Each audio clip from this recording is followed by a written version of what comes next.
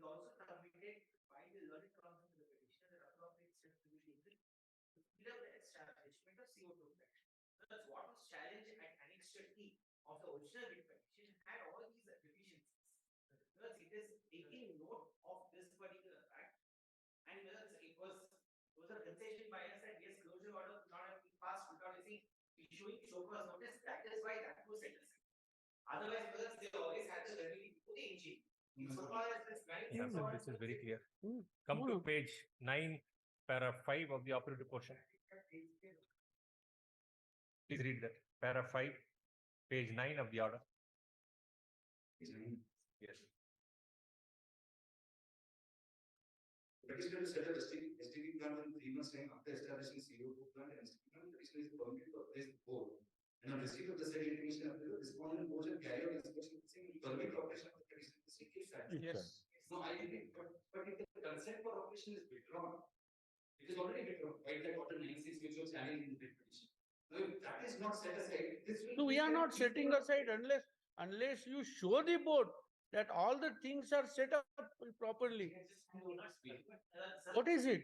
This is the compliance. We have already said. No, but you admitted that there is some compliance remaining.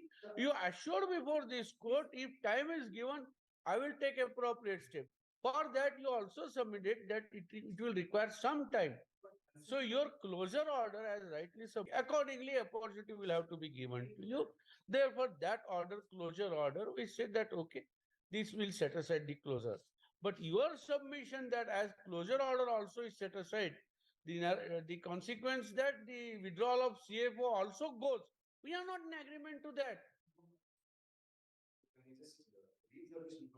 I recall correctly that day when my lords were dictating the orders, my lord specifically said both orders are set. No. That's what I think having certain protection of my lord. No, it was our observation that this can't be permitted unless you show, because this is something which goes to the extension to lead that you are causing some damage to environment and ecology. Probably that's what we observed also. And these are the more serious things. There is absolutely no damage caused to the environment. No, therefore you comply with all this, go before the board. You show the board. Therefore you go before the board and show. No. We are not doing that. We at the most, yes, there is a mistake in para 11 while referring order dated 22/8/23 is an error. It should have been 21/8/23 in view of para 3 also. Writ petition is filed with a prayer to quash the closure order dated 21/8/23. That will correct the mistake, except that we are not changing in our order. I'm grateful. My lord will come back to page number 9 of the order. My lord will read that subject to compliance. He will be permitted to operate.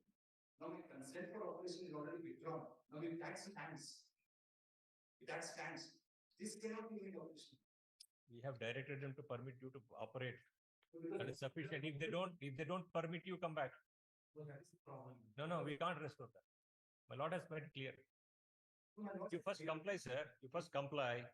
After you comply, if they're satisfied, yet they are not permitting you, then you have a cause of. You show that whatever we have recorded is complete within that stipulated period. You were given a time in the order itself. Time is for completing that all 3 months, 2 months, whatever. After 3 months, you go to the board and show that, see, now I have complied with all the things. Everything is ready. Let them cause an inspection. If they satisfy, they will give it.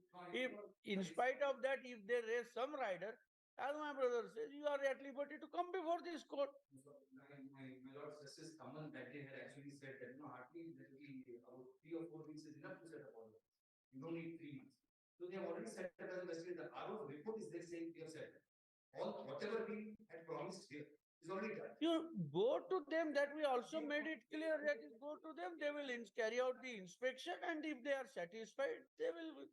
Then, must be kept in light for implementing the law. They comply I'm not saying it should. Council, if you have complied with setting up STP, establishing CO2, Yes. and if all other compliance are made, put it to their notification, let them inspect. Just a minute. Just We can't, we are not expert to look into that. It is their job. I'm not asking my lawyers to pass any orders on this. I'm just wanting to show my just one thing. I just wanted one. What do you want by we looking into it? That they have not even referred to my orders. Where? This is dated yesterday. That is not part of this writ petition, sir. Because we submitted. This is a disposed matter, Mr. Counsel. Please appreciate this. You can't expand the scope of this. You wanted a correction, we have clarified it. I'm not wanting a response. If I want to kindly tell me. My lords, this is what No, we can't look into that. my lords, we have after submission of the order of my lords to them, they have passed this report. And they don't even refer to my lords.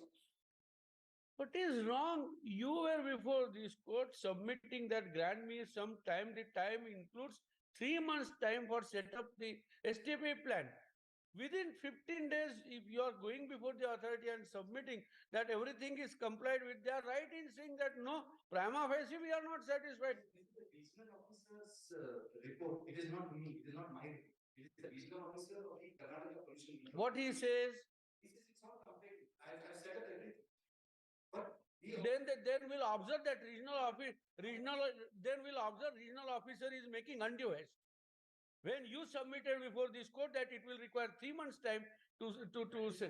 No, then if you say that you insist, we'll ask the board to conduct inquiry against this regional officer. If you want this, we'll do that. Because it is your statement that it will require some time for me to set up the STP plant. We also accepted, yes, it is not something which can be done overnight. In spite of that, in spite of the order, in spite of your own assurance, in spite of a time frame fixed, with your request that give me some sufficient time, if regional officer is showing or passing some endorsement that, oh, everything is fine, we'll ask the board to conduct inquiry against this officer. it's not as if No, we'll say that. Now, this undue haste shown by the don't call your person concerned. No, if that is so, we'll ask the board to conduct inquiry against some officer who is showing undue haste. There's no such order, it's whatever they have submitted, because it's a red category history, the information has been forwarded to the main office, that's in Bangalore. It's only a forwarding of the information as against what is the inspection report, what is given. There's no. So ultimately, it will be the board which will satisfy itself and take further steps. So council, yes. I leave it to my lords. I leave it.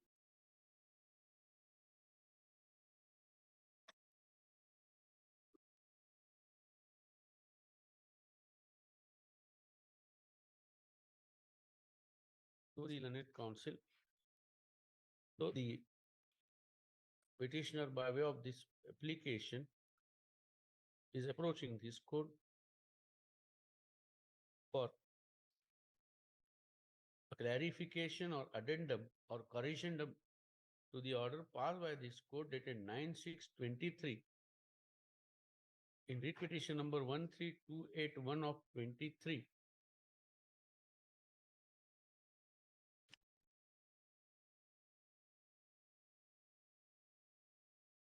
And submitted before this court that in para 3 of the order, a reference is made to the writ petitions filed in this court, namely writ petition number 13281 of 23 and writ petition number 18869 of 23 with the respective prayers, namely quashing the order impugned, withdrawing CFO on 9/6/23 and quashing the closure order dated 21/8/23. In the ultimate order of this court, in para 11, only the closure order is set aside, whereas the withdrawal of CFO by the order dated 9/6/23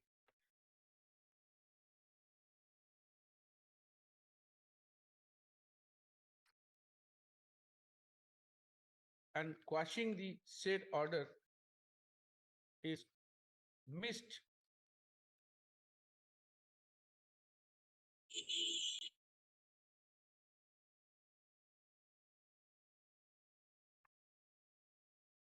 on hearing the counsel for the applicant petitioner, we were unable to accept the submissions of the learned counsel for the reason that we have specifically observed in respect of the deficiencies prompting the respondent board to pass order dated 9/6/23, whereby the CFO was withdrawn. The counsel for petitioner admitting that there are certain deficiencies submitted before this court, that if reasonable time is granted, the petitioner would remove these deficiencies.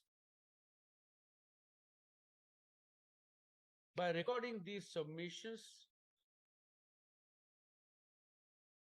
we granted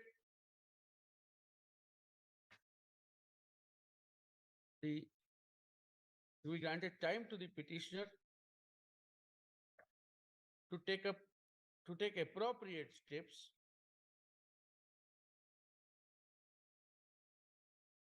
and this is observed by us in para 5, para 7, para 10 and in the ultimate order para 11 clause 5. Considering these facts, we are unable to accept the submission of counsel that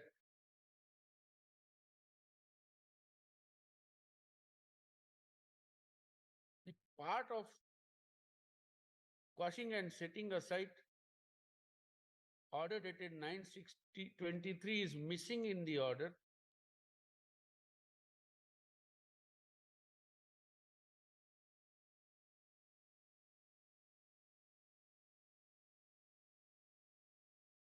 There was nothing in the order to show that this court,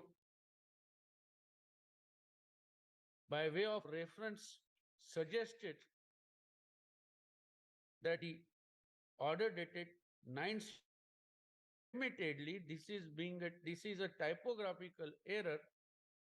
The date ought to have been 21/8/23. The reference to that date is in paragraph 3 of our order. As such, the application is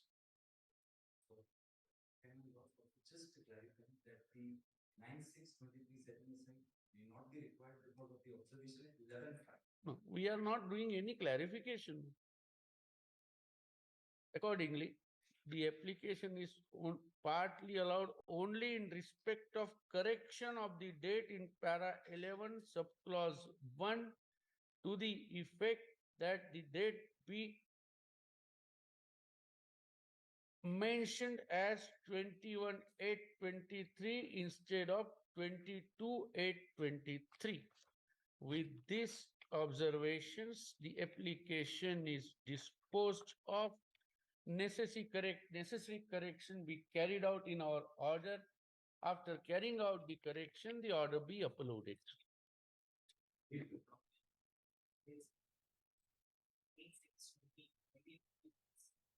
Sorry? 9/6/2020. Now, Yes. that will So.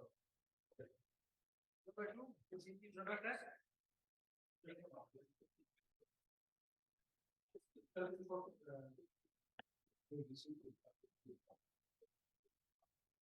उन्होंने जाके कुछ होगा डरते बनी insist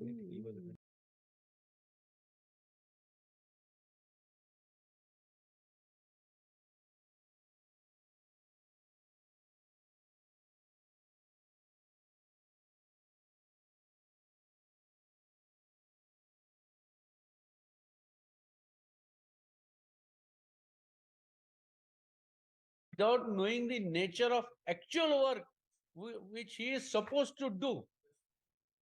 And therefore, para 8, yes, council submit. We have, so far as we have preserved, we have compared with the direct. We have published all the details on Monday, 2000. Physical medical examination was also conducted. Now, whether the report is the certificate or this report is.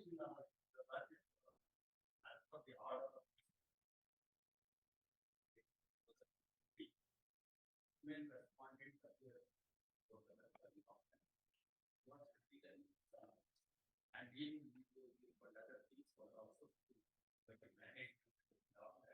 And the doctor told that we will send the report directly to the board.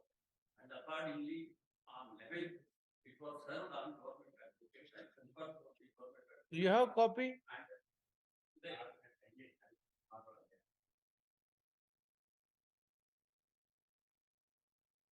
And the certificate is. Let us see the certificate, Mr. Council. Unless we see the certificate. As the thing was not, I reminded the concerned advocate and she asked for how this possible. And she told me. Your colleague is apprised of the matter being now listed today. You have informed the colleague of Mr. Mahendra? I have informed. Okay, we'll wait for some time. Let's wait for some time.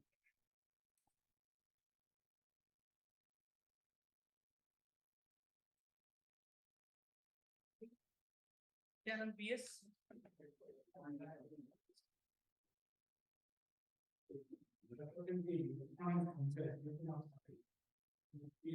Controlling the connected everyone is unaware. Wanting to kindly grant a respect. Unwell, council is unwell.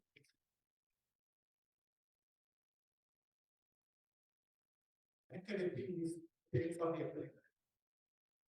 But now, Mr. Council, it will not be possible now to take up before the 12th of October. The most we may accommodate you after 25th of October, 25th, 26th.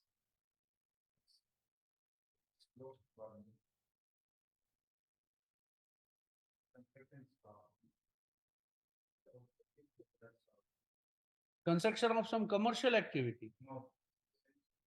Commercial activity. Deteriorated. Councils are not having corporation council has already in first matter. The second matter is the main matter. The others are not happening. Yes, I did one party has argued for some time after the format of time of the procedure.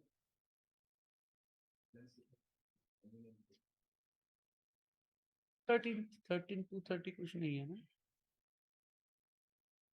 230 कुछ 13th October 2 at the request of the council.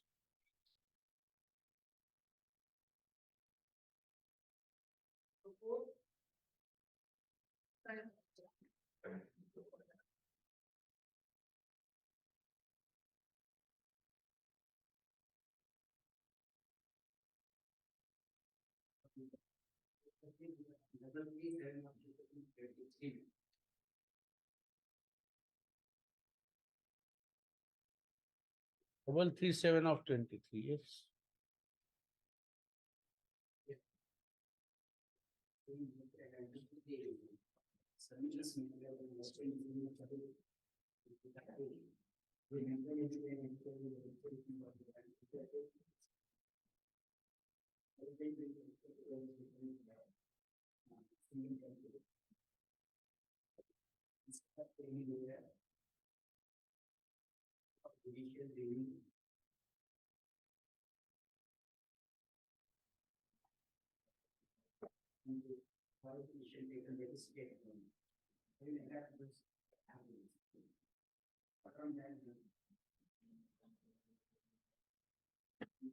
Because you have a single state government, then you look at the state and specify the specific conditions with regard to maintaining the verification.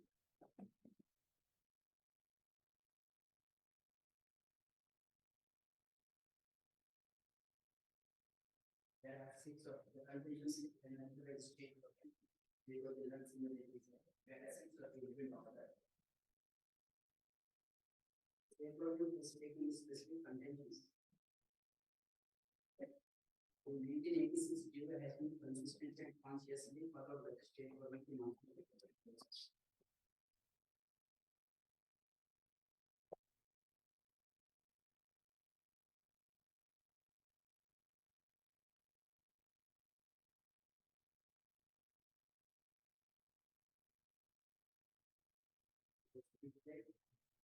policy that was already in place in terms of the government order dated 1986 would become applicable to the facts, and that the policy is not challenged before the court.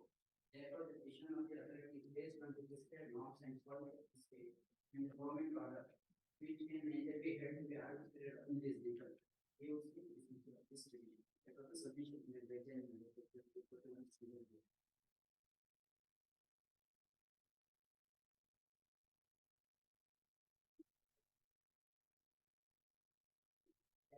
is required. This on the bench level. The state government has effective authority. Authority by the state government. 24/8/2023.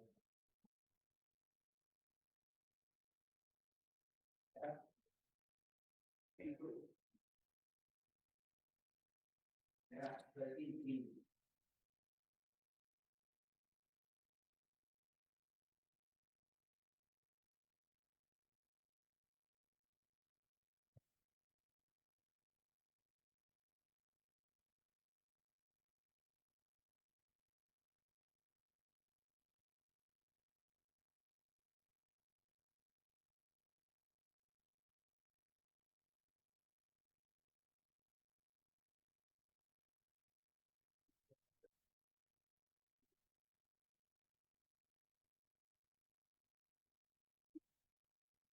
Then this state government is traffic.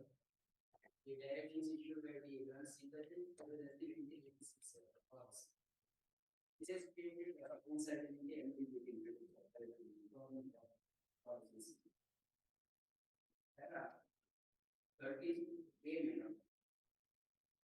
13. We don't have the affidavit. One second.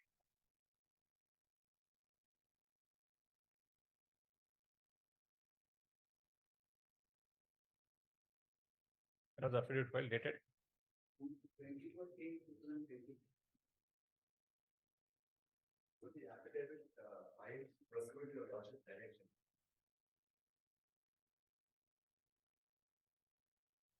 Which was basically your lordship's direction to state the banner.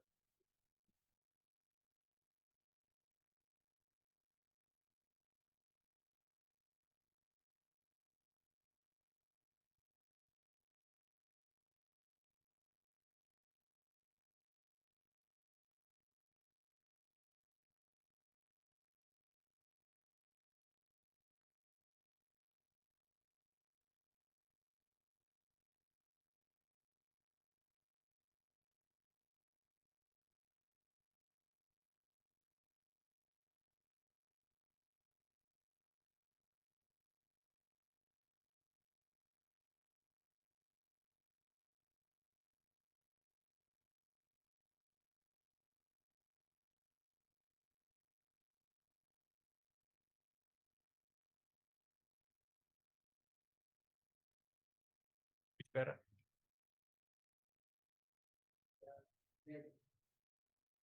Para 12. Right.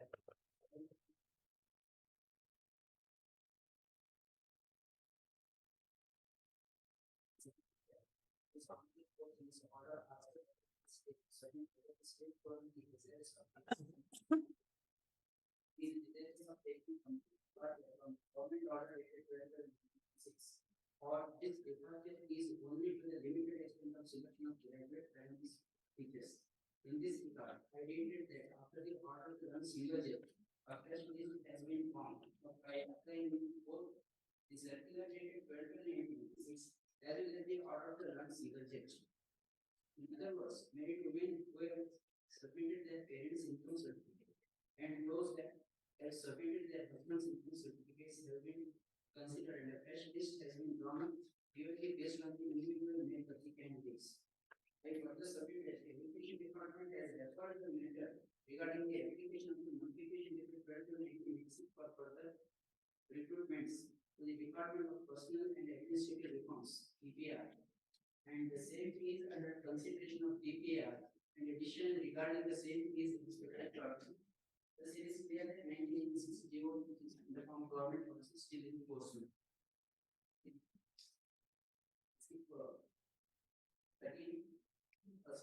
A, it is submitted that based on the order of the run single digit and government order bearing number stated 12/1986.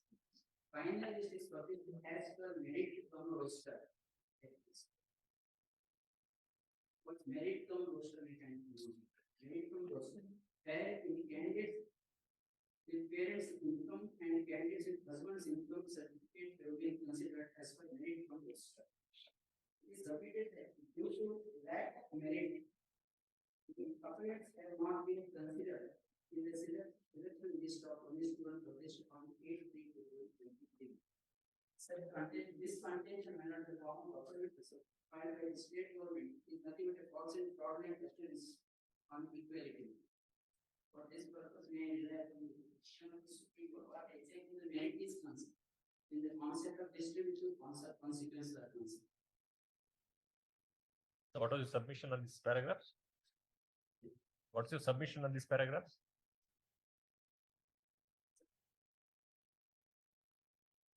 It cannot be considered solely on the basis of the No, you said some fraud. or on equality. Fraud on equality. False and fraudulent assurance on equality.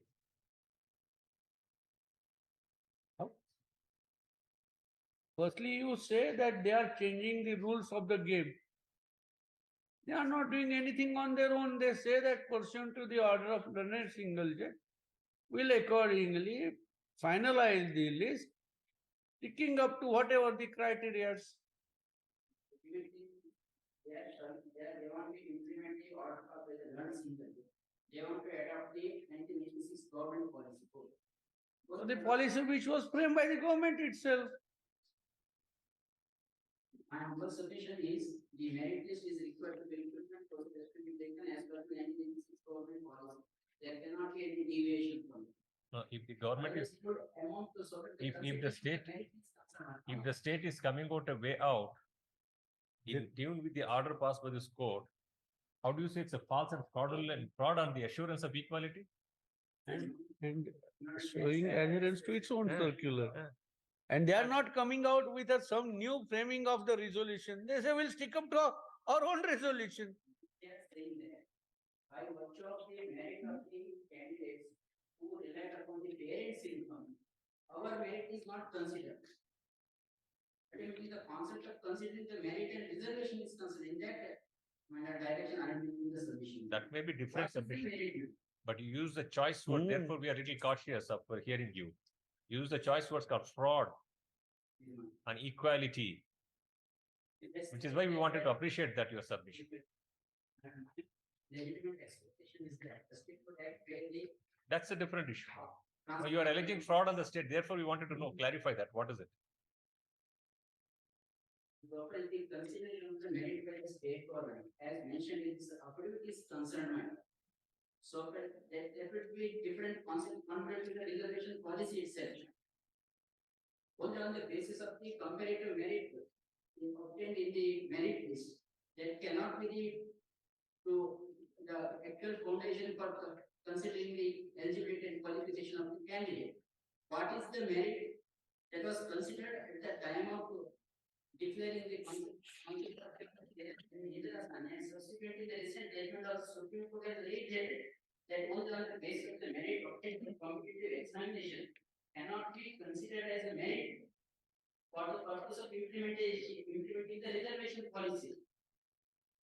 I may permit to read the decision from the Supreme Court.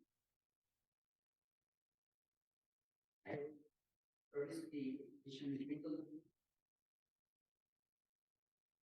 So what's your proposition, please?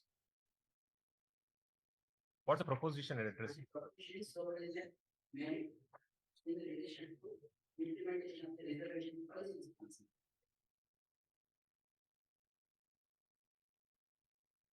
The council don't be influenced by some words used in some judgment and not to be swayed away with this. Well, firstly, you yourself will have to see whether these words have the implication to the facts of the case. Merely because that particular phraseology is used may not be that it will be applicable to each and every case. Before the Lord single that the consistent stand taken by the state government is there. 1986, the policy decision taken in the form of 1986 was applicable, that was enforced, and that is applicable to the project. After passing of the implement order, in a hurried manner, now they have taken the U-turn to make the solution that they are going to implement the order passed with the single. They are saying that they are adopting both 19 policy decision as per 1986. They were going to order passed with the Is your challenge to the subsequent action of the state or to the order passed by a single judge? So the order passed with the single. That is why we ask, what's your proposition? If your challenge is to subsequent action by the state, that may be a different perspective. If your challenge is to the reasons given by a single judge, that's a different perspective. That is why we requested you, what's your proposition? Because that may not be scope of the petition to say now, the action subsequent to the order passed by this is fraudulent. That has never been considered under a single judge. We are appealing the order passed by a single judge. Only that. So state action is concerned, I want to. Have you challenged the state action subsequently? Is that a challenge in this petition? Sir, please tell us whether the subsequent action of the state is under challenge here in this petition. It is not. Have any grounds described saying that it is fraudulent? Any of the appeal here? Have you raised any grounds of fraudulent nature of the action taken by the state in this appeal? No. Then how can you address the argument without even giving them an opportunity to address that? How can we hear you in the absence of a pleading, absence of the other side of the so-called fraud on the equality? That is why we asked you, requested you, what's your proposition? Whether it is within the records or outside the records. You can read whatever you want. Please clarify to us so that they'll also be clear. We can ask them, call upon them to answer if you're voting for the proposition. My submission is based on the observations made on the Supreme Court in para 21 of the. So it is not part of the appeal, part of the ground, not part of the records. Then tell us, how do we determine that issue? On what basis we determine the issue you are raising now? Yeah, considering the merit on the basis of the marks of the competitive examination. We can't clarify more than this what we have clarified now. You raise that ground if you want. That is not here before us. We are entitled for recruitment for against the post reserved for a real backward class. Ultimately, to determine the real backward class, no the. You know why we are saying this? You made that day submission that apart from what senior counsels argued in the matter, you will add few lines. You seem to be making me a whole new case, which will not permit you unless there's a pleading on the record. It's a waste of time. We sat on Sunday. We're having this matter again. You seem to be taking out a new case. You don't expect us to waste your time on this. We have to put this now. Yes, be very clear. If it is within the records, otherwise no.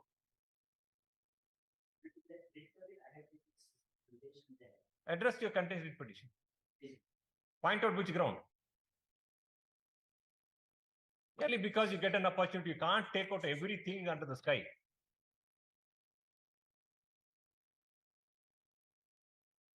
Point out which ground you want to address.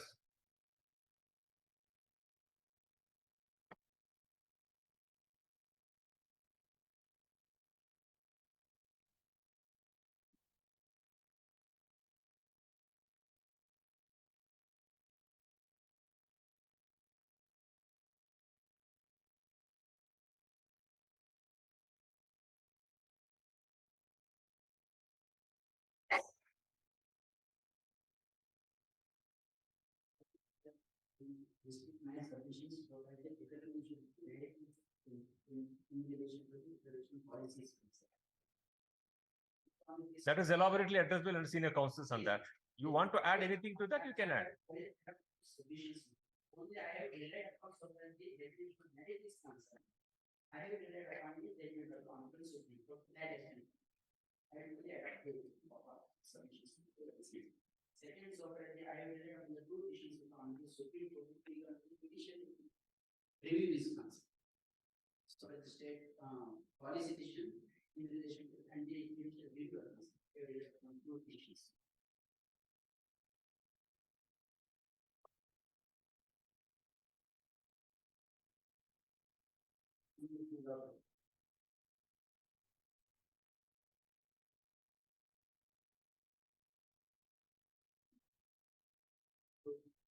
Directorate of Film Festival in Calendar versus the Gautam 2007, 4 SCC 737.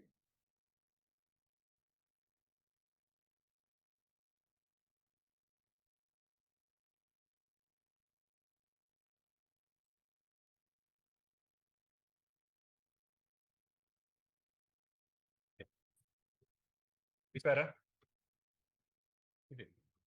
Para 16. Which judgment you are referring? Seven. Just about the. First. 2007, 4 SCC Oh. 737. 737. Oh. Para 16 is the scope of judicial review of the government policy taken. Post government and minimum authorities examining practice, capability and appropriateness of policy, not those advisors to the executive government matters of policy, which the executive entitled to formulate. The scope of judicial review when examining the policy of the government is to check whether it violates the fundamental rights of the principles opposed to the provisions of the Constitution or opposed to any statutory provisions or within the state arbitrary. Force cannot implement policy either on the ground that it is erroneous or on the ground that a better, or either alternative is available. Legality of the policy cannot, the wisdom or soundness of the policy is subject of judicial review. The contribution of the Senate. Minimum India versus Rajasthan, 2017 to SEC. And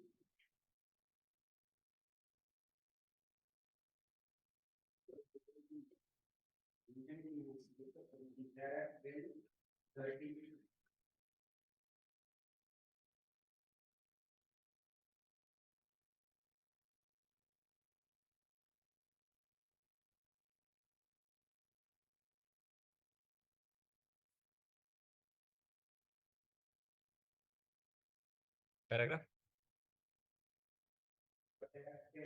Good.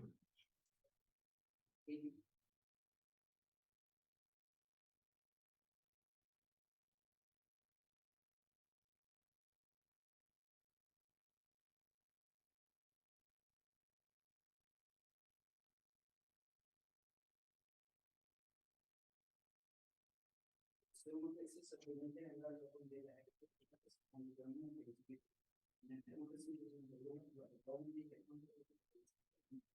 The power to the are right.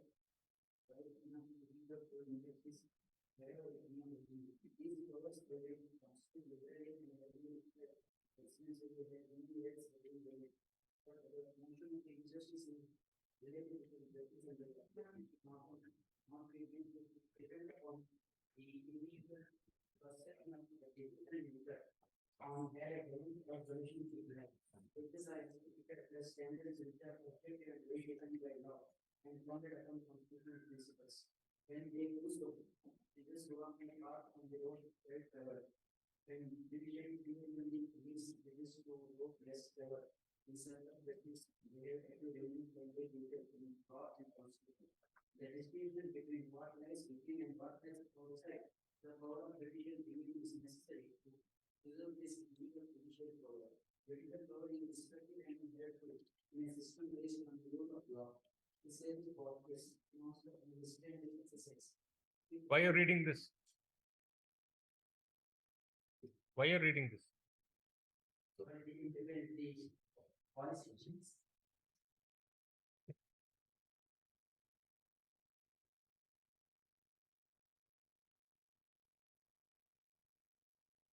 First, they were married in late months.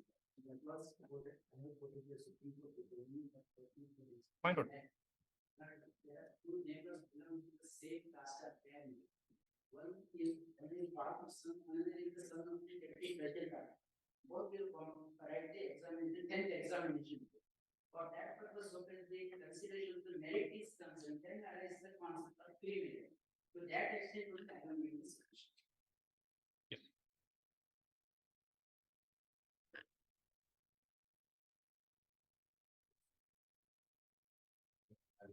Two proposals which is not elaborated in the council.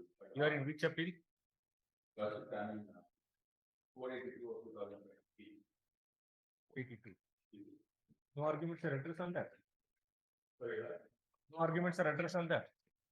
no, substantially, the arguments are already addressed in the connected declaration which I have applied. Only two aspects that I would like to address with regard. Then everything I have to adopt the arguments. I just very nice to be in the other. One is with respect to jurisdiction. Writ appeal number? With that number of things.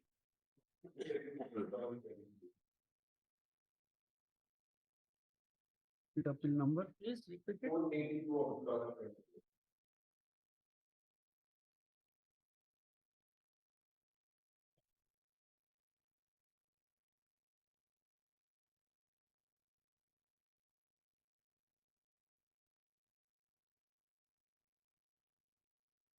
Yes.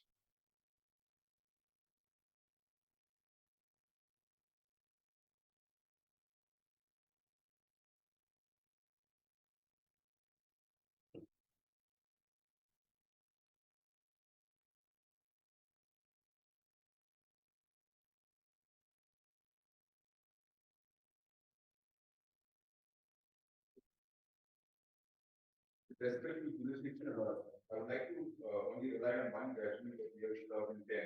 In the case of Rajiv Kumar and another, Devraj Singh, Chauhan and others, which is kind of recreated the law given by the Kumar judge. I would just try to read one paragraph that may give us, and I am not travel last with any other further in that paragraph.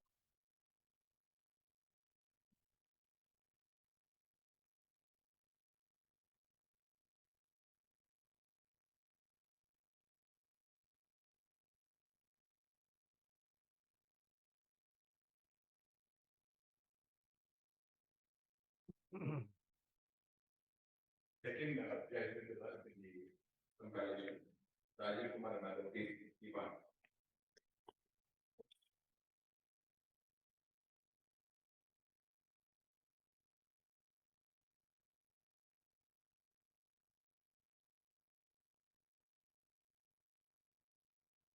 As 16.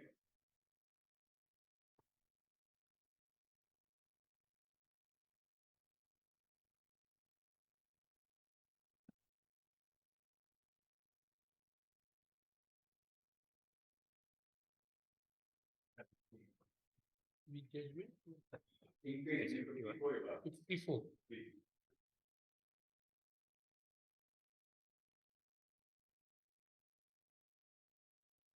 Para 12. Para 16.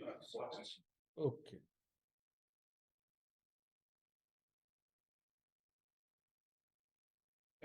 Yes. The principles laid down in N. Chandrakumar virtually embodies a rule of law, and in view of Article 141 of the Constitution, the same is binding on the High Court. The High Court fell into error by allowing the residents to approach it. It is a clear violation of the Constitution and judgment of this court in N. Chandrakumar. For the reasons of the appeal, that this is not going to be more problem. But this is a matter where, again, the Honorable High Court entering the jurisdiction of the said petition.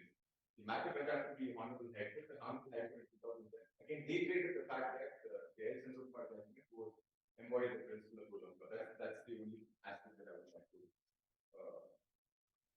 refer to in this list of citations, because most of the other citations are covered by the councils are capable of again that aspect. Another aspect is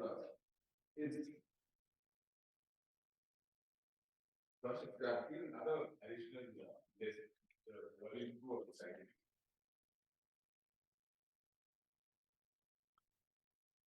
In that July, last definitely already on I think 51.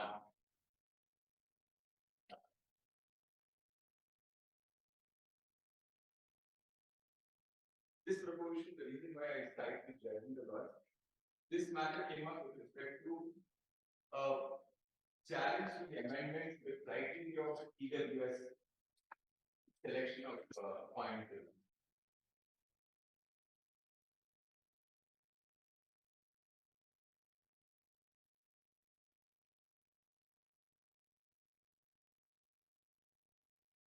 The matter came up with the Honorable Supreme Court. The question was whether it interferes with the ongoing process or to desist from interfering with the ongoing process of appointment. I think the Lordship, one aspect that I would see the Lordship at page 80, in page 80, paragraph 36. This I would rely on the fact that since what has happened between the learned signatures in our case is when the matter that was pertaining to challenging the validity of the certificates was converted into a challenge to the policy of the circular, which would engage the root of the selection criteria itself. The Honorable Supreme Court stated this at paragraph 36.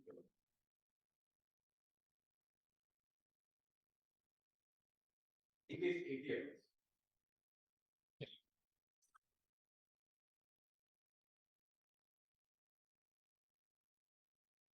Yes.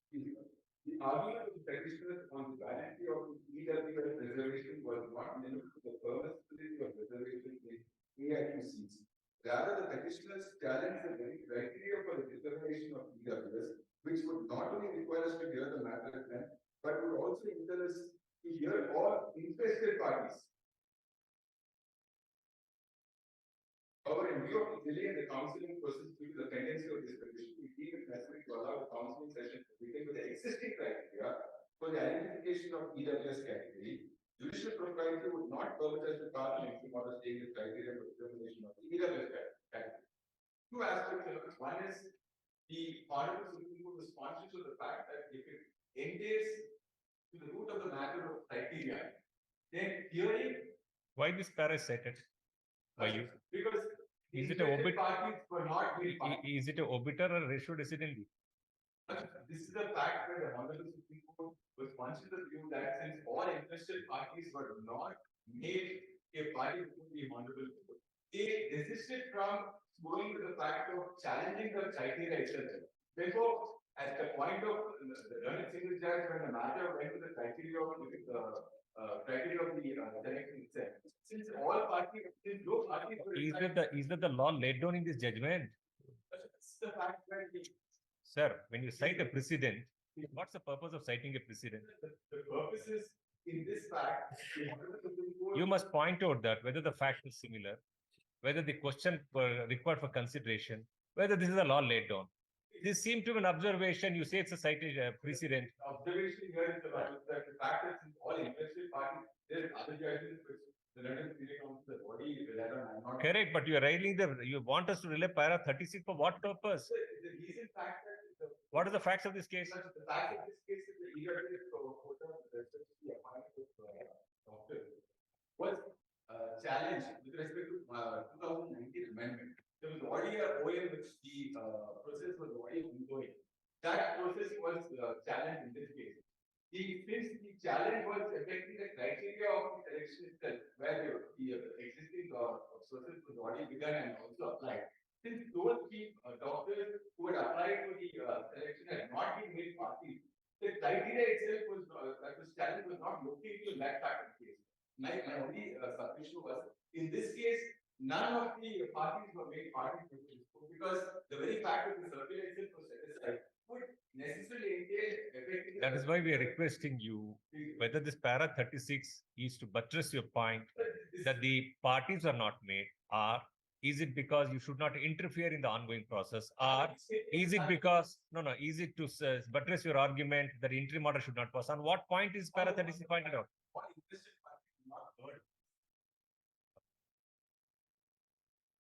parties do not heard?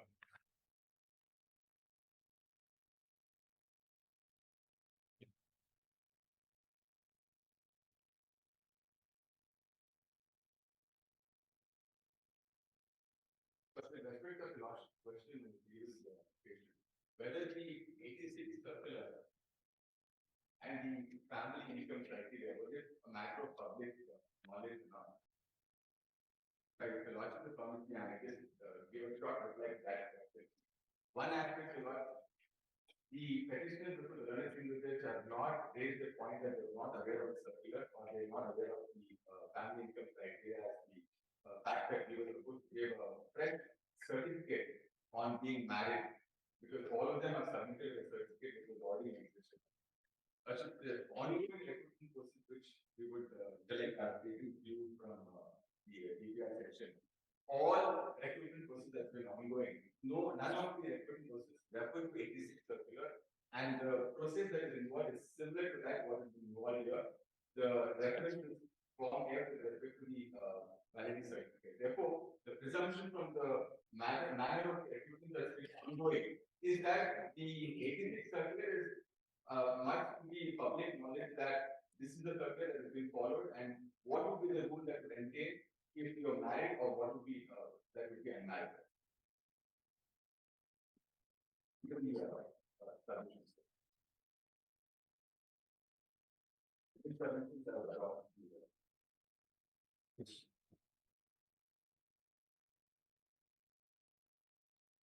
Yes.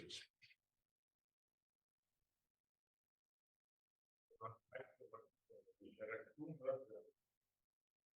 one written argument, stated as written arguments, but submission like a synopsis. Can I request your lordship to take the current method? I have confined it to a very okay, written with 305 of 23. Kind of near respondents 27 to 47. So one more 5 on second of all. Other one reduce it further, not bullet points on third of almost 3 pages.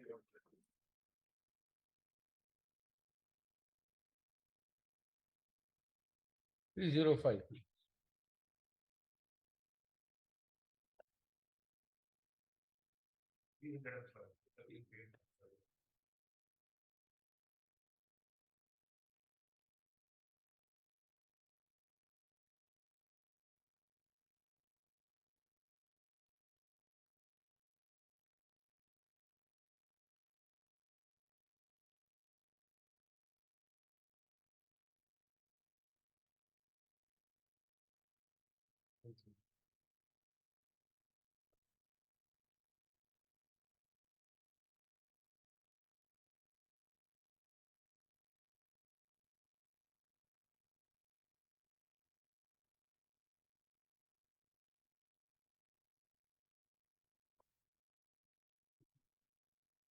Core issue, what was the core issue before the government?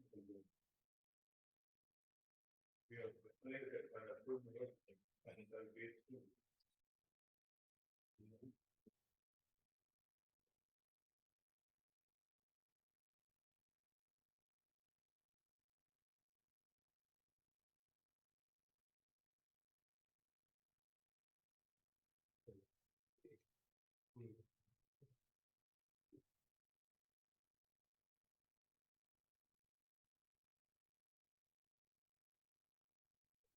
It's good. We have stated what was the core issue. From what I could assimilate here, issues probably one regarding the maintainability of the rate which I would submit not the maintainability of rate, it is entertainment. No rate we can't say anything. That would be my suggestion based on the issue of maintainability or entertainability.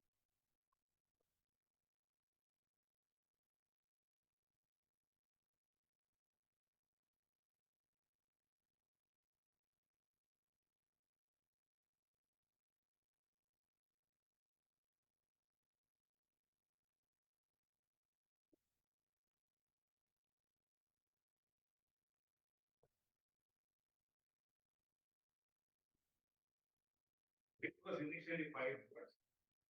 On the basis that because I had a valid cost certificate, there is no dispute on it.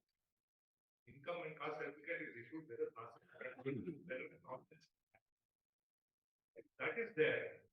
the recruitment notification, there is with great respect, there is no condition or no reference to 12 etc. All that the recruit, but I am supposed to give a caste and income certificate as stipulated under the Act. That's what the notification is.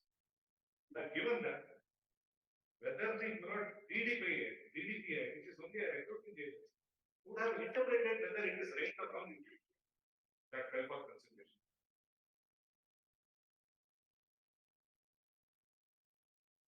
So the state government in its counter also said that they had valid certificates, but we have treated them as GM only because of rightful agency.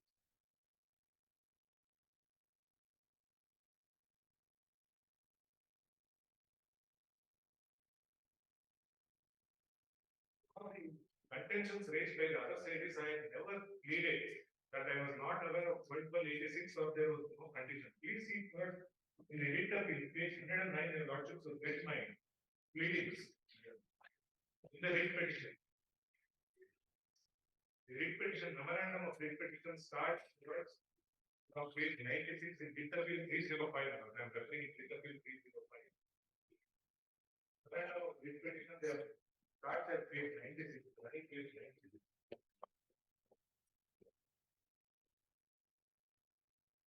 Okay, lot of correctly comes to that para 3, which starts at page 108, but please come over to page 109.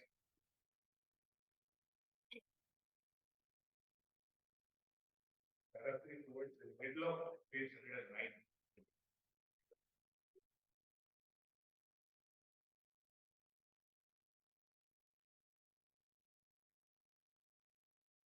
In notification dated, you have to be in notification dated 21/3/2022 in number so and so, call for recruitment for graduate primary school recruitment, and the notification dated 22/2/2022 in 7. There was no specification with respect to production of husband income and caste certificate. Then para 4 again I read that. Please see para 5 how I make out a case. There is no specific order passed by any of the authorities. Please see para 5 at page 110. He submitted that DDPA has rejected the caste and income certificate of the candidates on basis that it is in the name of their father as the candidates are married. In fact, I approached, there was an interim order. In spite of an interim order, the provisional selection list was issued.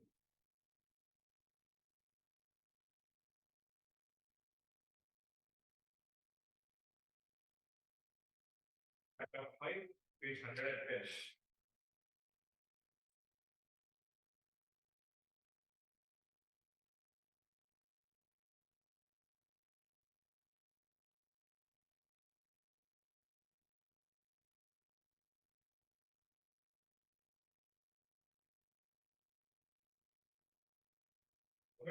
That's why the core issue was only this. Whether the DDPA had the jurisdiction. Now that issue is squarely covered for great respect. But the learned in the case are compartment. He says it I entertain only because of Rangarajan. That's the debate of the point under the element. Because Rangarajan also under the lordship's right, the Supreme Court right, that when large number of people are affected, it could. So to say rate is not maintainable, which runs contrary to all settled position. Judicial review cannot now today. Even in election matters, where 243 over 329 is a bar, direct bar. If the reasoning of Rangarajan case is taken away, then it's a question of entertainment. Correct. How do you project that? But that's right. The state also in its counter says large number of people are affected. If large numbers of people are affected, and if it was an issue whether it was only a question of whether DDPA, a selecting agency, could do this. But I can understand the state had come out, there was an order passed saying your income certificate, caste certificate, which you have filed along with your application is contrary to the rules. I reject it. I understand I have to go. But without any such thing, the selecting authority takes a decision that your income caste certificate mentions parents' name, not your husband's name. So I need the DDPA. That is where the single judge. That's why I am saying that's a debatable point, but the learned single judge felt since large number of people are affected, he has entertained the reference. Yes, not Rangarajan. It's similar. That's why I am saying entertainability and maintainability are two different issues.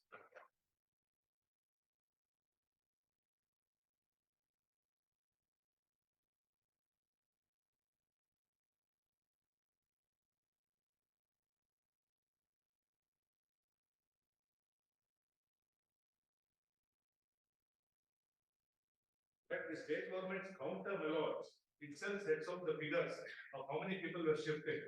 Now, if you focus this whole action of DDPI rejecting the caste certificate to be the core issue, That is it. That is, would and that, without lend, any order. would that lend any credence for entertaining their petition? That's because only because there are a large number of people. That is the only way the learned single judge has viewed it. If it was only one single individual, if it is en masse as a policy, they have done it. That's how the learned single judge justifies it. That's why I said, it is in his discretion, he says because large number of people are affected, which is reflected in state government's counter. And based on issues that the learned single judge felt was covered by the judgments of dishonorable.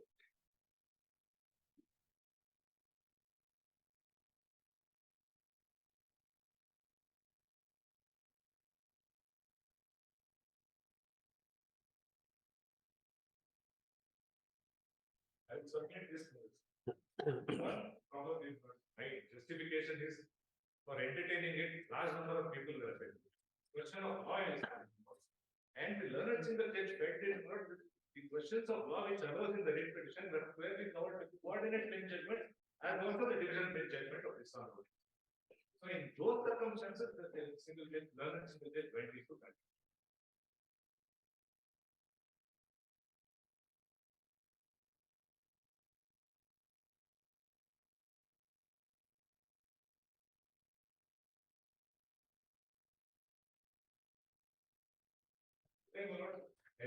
I had done sufficient. Suppose, my lord, given today this learned single judge's order has virtually rendered itself infructuous with myself. Because, my lord, the state government has taken a fresh decision. My lord, I would still say it is not pursuant to the learned single judge's order. It is a fresh decision taken based on the decision of the learned single judge.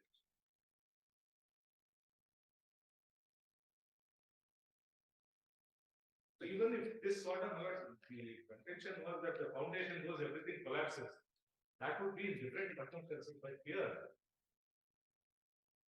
the very fact that this, I would call it a fresh decision for the reason that the state government today has passed an order where it says I will accept certificates relating to husband's income also. I will accept certificates which show parents' income. Whereas the learned single judge actually has directed the state to follow certificates which contain only parents' income, so far as married women are concerned. The state still says, I will accept both. Can the state do that in the mid of the process? But that's the issue. But then, my lord, I would only submit this. If it was done either way, they thought it better that they give benefit to everyone because their exclusion notification was done. And there were judgments either side, my lord, I would submit if your lordship sees the judgments of the coordinate benches. And the commissioner, my lord, I was mentioning that the commissioner of backward classes has also accepted this, that the parents' income has to be taken, which has been upheld by this honorable judge. But state thought it fit that instead of having this, they accept this. That is a new decision, my lord, whether that has to be tested elsewhere is my humble submission. But the state has committed a wrong in its new order. That's a new provisional list, new final list. That should be tested either in a fresh writ petition or not before the tribunal. Or that's why I said or. It's a question of entertainment. But I leave it at that's the issue. But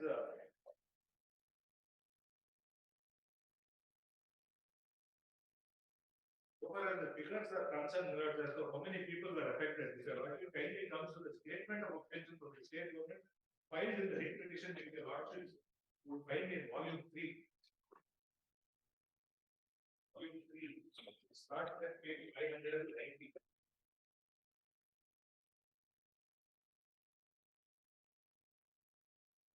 And if you see the counter for the first time, the state says, we did this because of 1286 order. Otherwise, there was no other order.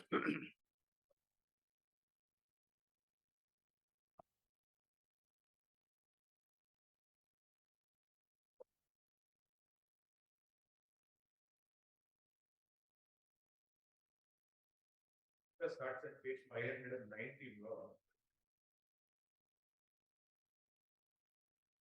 Page? Page 590, 590 on the Yes. statement of operations filed with the state government. At para malord 6 at page 593, for the first time they say that they relied upon 1986 order at para 6, 593. It starts that it is submitted selection policy adopted by the state respondent authorities is not arbitrary and is sustainable in law as a norm laid down by the GPSTR has been followed and same is herewith produced and marked as R1. Reading R1 is 1286. Then please see para 7 and 8 where they give the figures. Submitted to the petitioners have not been deprived of collection without any lawful cause. In fact, a fair opportunity has been provided by considering the entire process at large.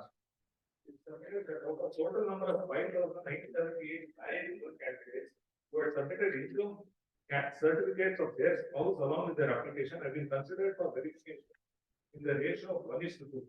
Among them, 3,700 meritorious married women candidates have been selected for the provisional list of 1:1.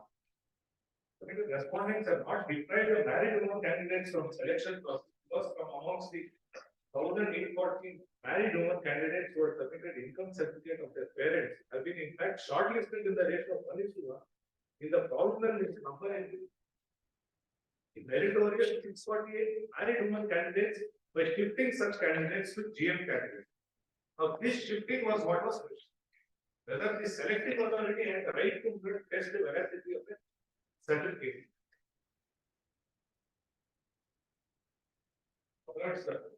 I will not say selecting authority will not have the right to see. Suppose the rule and the act says it is the Tahsildar who has to issue the certificate. Yes, they have to see whether the competent authority has issued the certificate. Now, when I am filing the caste and income certificate, suppose I get a certificate issued by a village accountant or a revenue inspector. Yes, at that point, probably the selecting authority can say your application is not in form or your certificate is not in form, so I will not.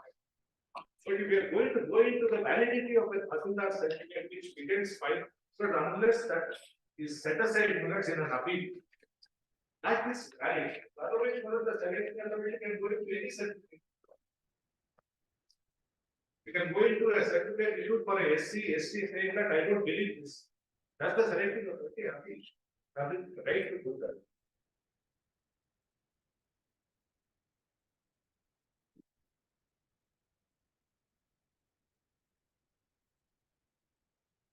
These short issues are considered with the learners in the judges.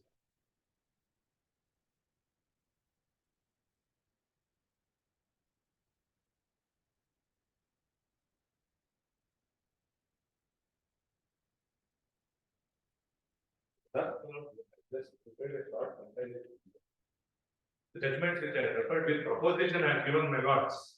Number. Before I take the lordships to the judgments relate to the learned single judge also my lords are called out in this.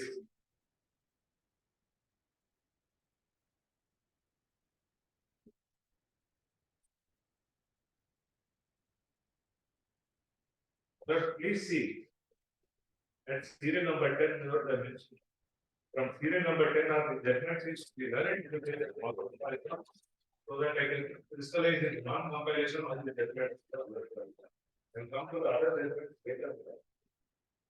This is the thing your lordships have seen, serial number 10, I will not take much trouble into that.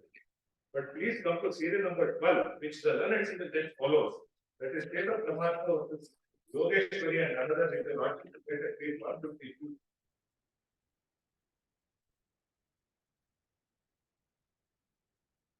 Page 152.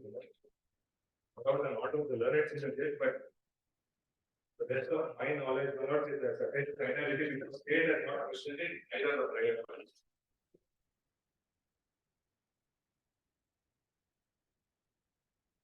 The order dated 19/11/2018. But there were two writ petitions here. One filed by the state challenging the order of the commissioner and applied authority for backward classes. The other by a private person. who sought appointment to the post of a civil judge. In that, my lords, he's gone to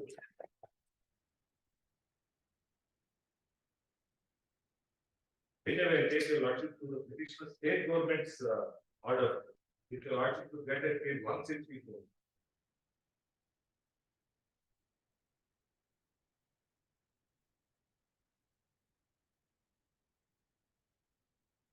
The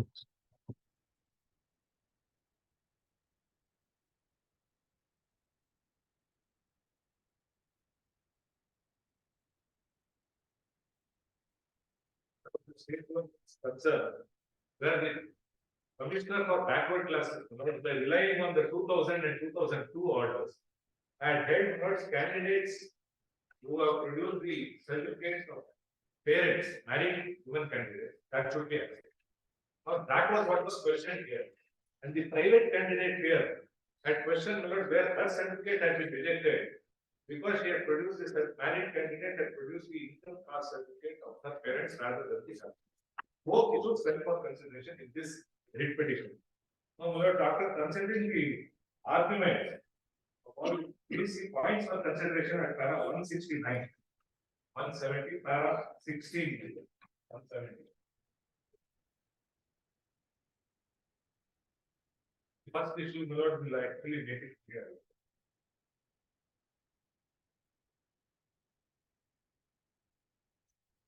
The petitioner Yogeshwari is also made out a case to quash the impugned order dated 19/4/2017. Asked the second respondent, Deputy Commissioner, which asked the verification committee and to issue direction to second respondent to issue validity certificate in her favor, subject to condition. Parents in terms of not exceed limit prescribed. Now, this honorable court notes by consideration is from para 18. Logic now comes towards. Para 20, the logic considers how the backward class chairman had considered the entire issue. At para 20, at page 173.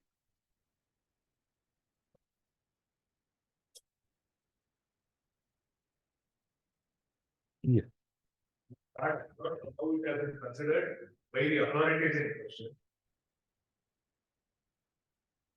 Relying on Surendra Singh.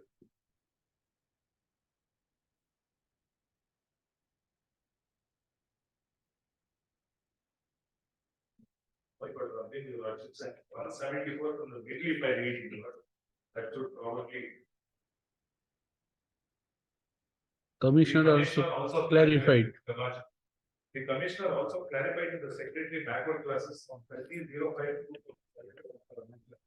That clarification number 3 has specifically stated that the order of Supreme Court in case of Surendra Singh, Punjab State Electricity Board, Patiala and others has clarified that the creamy layer status of a candidate is determined on the basis of status of his or her parents and not on the basis of his or her status or income or on the basis of status of the income of his or her spouse. Therefore, by determining the creamy layer status of the status or income of the candidate himself or her spouse shall not be taken into account. The clarification reveals that it's only the parents' income which are taken into account.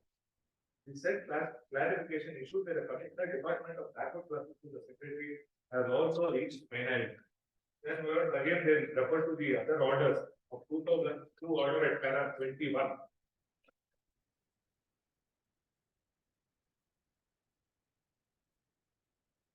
And at para 22, the lordships again refer to 2002 order, which your lordships are at 22.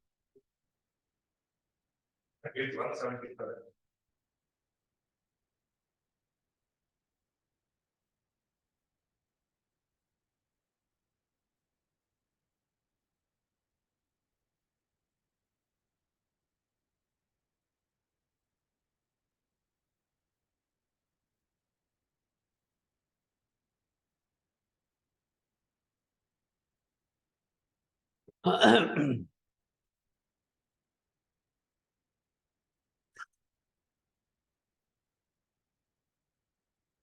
Very strange issue. Those are ordinary bench had already decided this issue.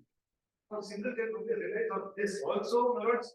because these issues were already considered as a courts. Now the other judgment which the learned citizen again realized, the lordship should get involved regarding the issue of the division bench judgment I take on the same issue, not for that. Please come to that, which your lordship should get in the case of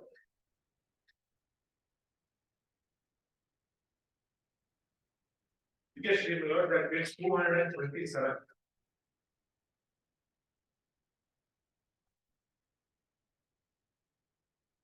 The division bench order.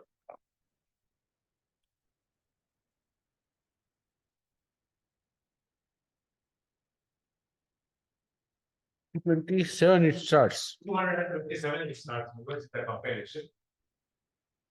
The division bench judgment dated 29th November 2022.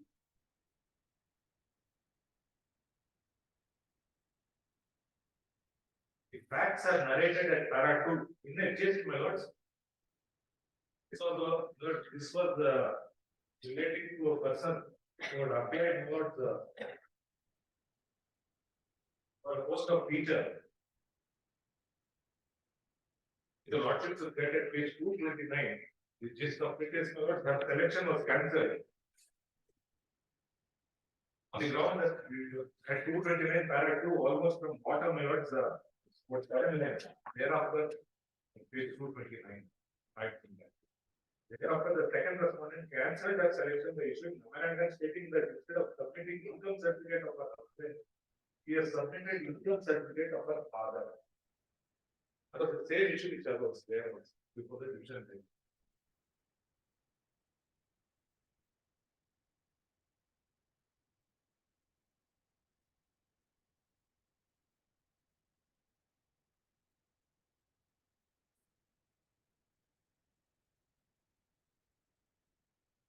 Again, remember that para 8 at page 234, the division bench also relied on Yogeshwari, which I read to your lordships, and Surinder Singh.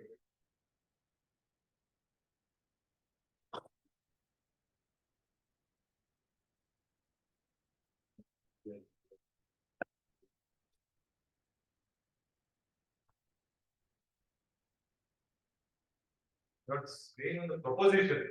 My learned friend said it came from the tribunal, doesn't matter. But the proposition of law was what I am trying to submit is it's not a first time exercise which the learned in the judge lectured it. These are separate positions which the lords get at para 8. Then at para 10 laws, there were two issues which the division bench considered. One was regarding income and tax certificate issue of the parents. Number two, whether the selecting authority has the authority go into the validity of it. Both the issues is division bench of the holds, the selecting authority cannot go into the relying on it.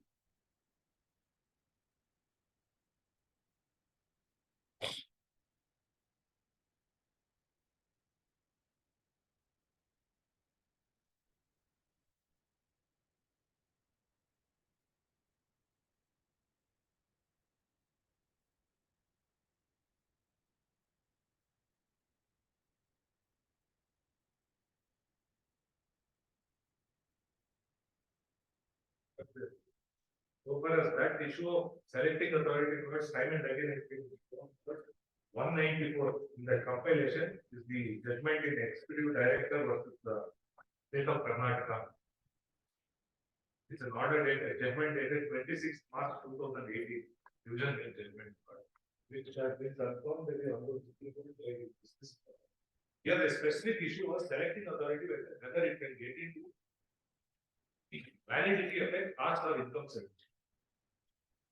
That's why I very guardedly say the scope, they have the scope, but the scope is to see whether it's issued by the competent authority. That's all.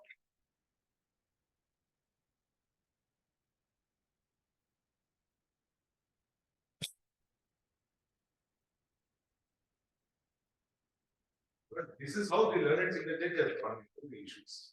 So because these are almost every issue is covered by these. Even if all these issues are covered, can the learned signature assume the jurisdiction which otherwise conferred to a tribunal? Yes, I will only submit. That's why I submitted. Is there exception that if the position of law is settled, you can He has relied on now the issue so far as I would submit 823A, there was a bar, but that bar is also not in that very same case. Because that judicial review is a basic structure. Nobody can bar. Because in 243 and 329 laws, there is an absolute constitutional bar itself. But courts today have interpreted back to me that judicial review nobody can take. That's why I'm saying any restriction could be maintainable.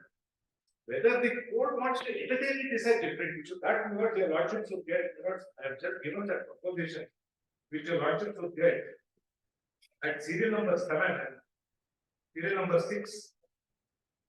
7.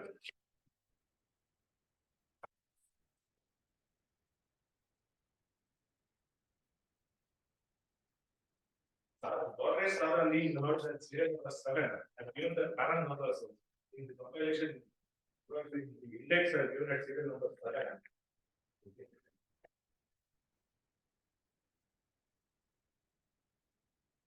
Maintainability and entertainability of a repetition is different, and if it's a pure question of law, whether it could be decided as per the judgment starts at page 95.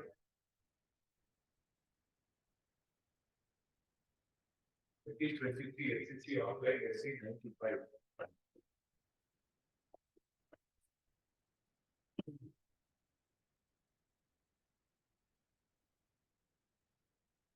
Fourth melon. So running page 26. Judgment starts at running page 95.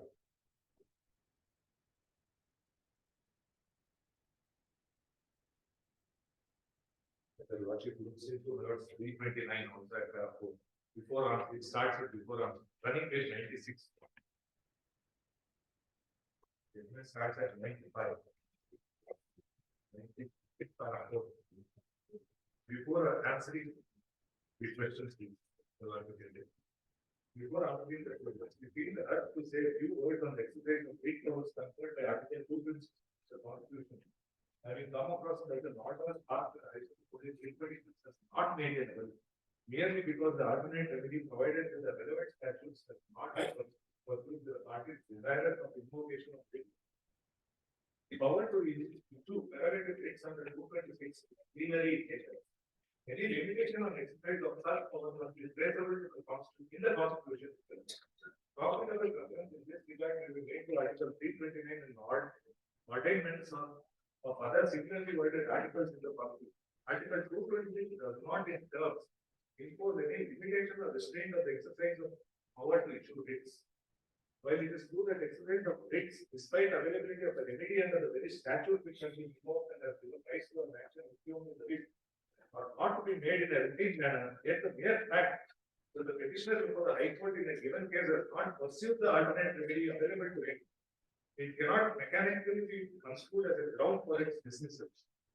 It is axiomatic that the High Court, bearing in mind the fact of each particular case, have a discretion whether to entertain a writ or not. One of the self-imposed restrictions on exercise of power under 226 that has evolved through judicial precedent is that High Court will normally not entertain a writ petition where an effective and efficacious argument has been available. At the same time, it must be remembered that mere availability of an argument will be a appeal or petition, which the party invoking the jurisdiction of High Court under 226 has not pursued, will not house the jurisdiction of the High Court. And render a writ petition not maintainable. In the long line of decisions, this court has made it clear that availability of an alternate remedy does not operate as an absolute bar to the maintainability of the case, and that the rule which requires a party to approve the alternate remedy provided by a statute is a rule of policy, convenience, and discretion rather than a rule of law. So element 3 needs to be restated that entertainability and maintainability of rate are distinct concepts. The fine but real distinction between the two are not to be lost sight of. The object as to maintainability goes to the root of the matter, and if such objection is found to be of substance, the court will be rendered incapable of even receiving the list for adjudication. On the other hand, question of entertainability is entirely within the realm of discretion of the High Court, it remedy being discretionary. Despite being maintainable, may not be entertained. That's the proposal. Not only to say that it's ultimately the discretion To say rich loan is not that actually renders the next statement also is on the same view. Related to elections, which your lordship could get Bharti Reddy at serial number 18, and page 109. 2018, 1 SCC 61. Just given the proposition in the para numbers are given in the text. Only those paras would be relevant to be my submission. Yes. Yes. Bharti Reddy is related to my in the bar, constitutional bar under 243 O in respect of election matters. But the lordships considered considering the contentions at para 11 and running page 112.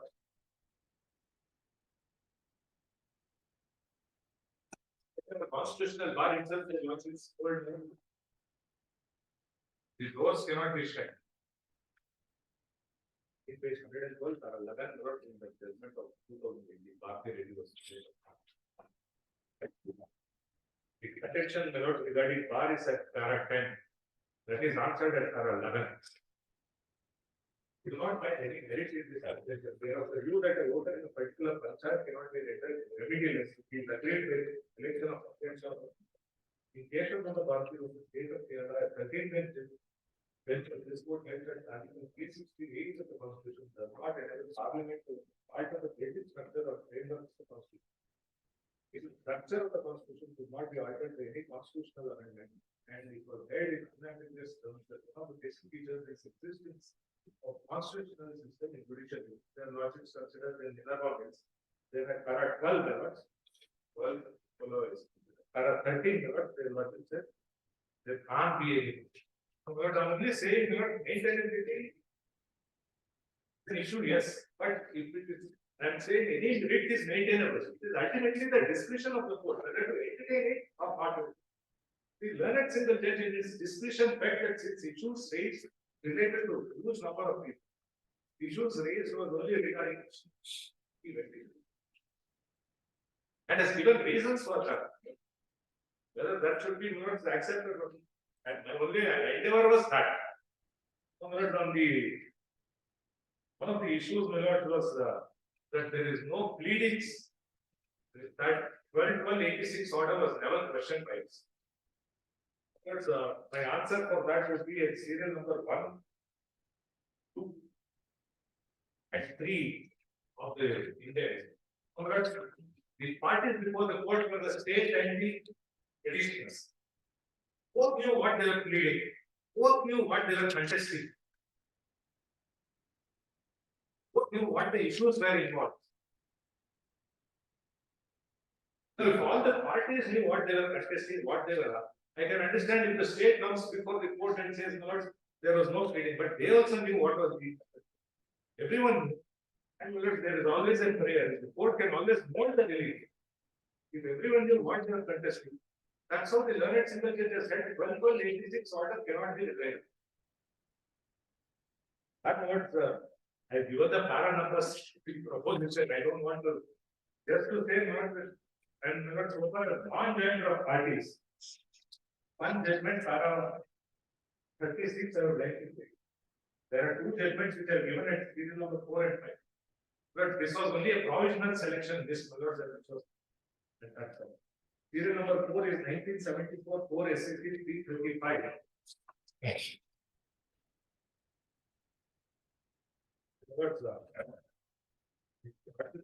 Up to serial number 5, 1983, 3 SCC 601, because that relies on 74. That's at page, running page 52, regarding non-gender parties involved. So this was an issue relating to seniority. If the lordships will get that judgment from page number 51, sorry, 52, 1983, 51, starts at page, running page 52, relating to promotion and seniority, but if the lordship straight away come to para 36, at page 76.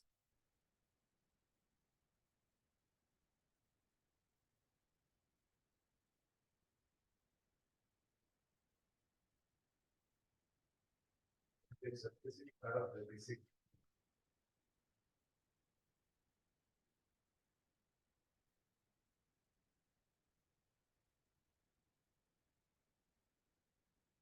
The fact that they were contended that those members who have scored a mark over the appellant in 1974 seniority list have not been included as respondents. No relief can be given to the appellant. The writ petition filed in the High Court, there were in all 418 respondents. Amongst them, first two were Union of India and Indian Chief Army headquarters, and the rest presumably must be those thrown senior to the appellant. An order made by the High Court names of respondent D to 480 that deleted since notices could not be served on them on account of difficulty in ascertaining their present addresses on their transfer subsequent to the filing of these petitions. However, it clearly appears that some direct recruits led by Mr. Sumanto appeared to counsel Sri Sumanto and made submissions on behalf of the direct recruits. Further, an application was made to this court that the 9 direct recruits led by Sumanto are being included as party, which application was granted, and Sumanto senior counsel appeared to. Therefore, the case of direct recruits has not gone underrepresented, and the contention can be negative on this short ground, but please mark this one. However, there is a more cogent reason why we would not countenance this contention. In this case, appellant does not claim seniority over any particular individual in the background of any particular fact controverted by that person against whom the claim is made.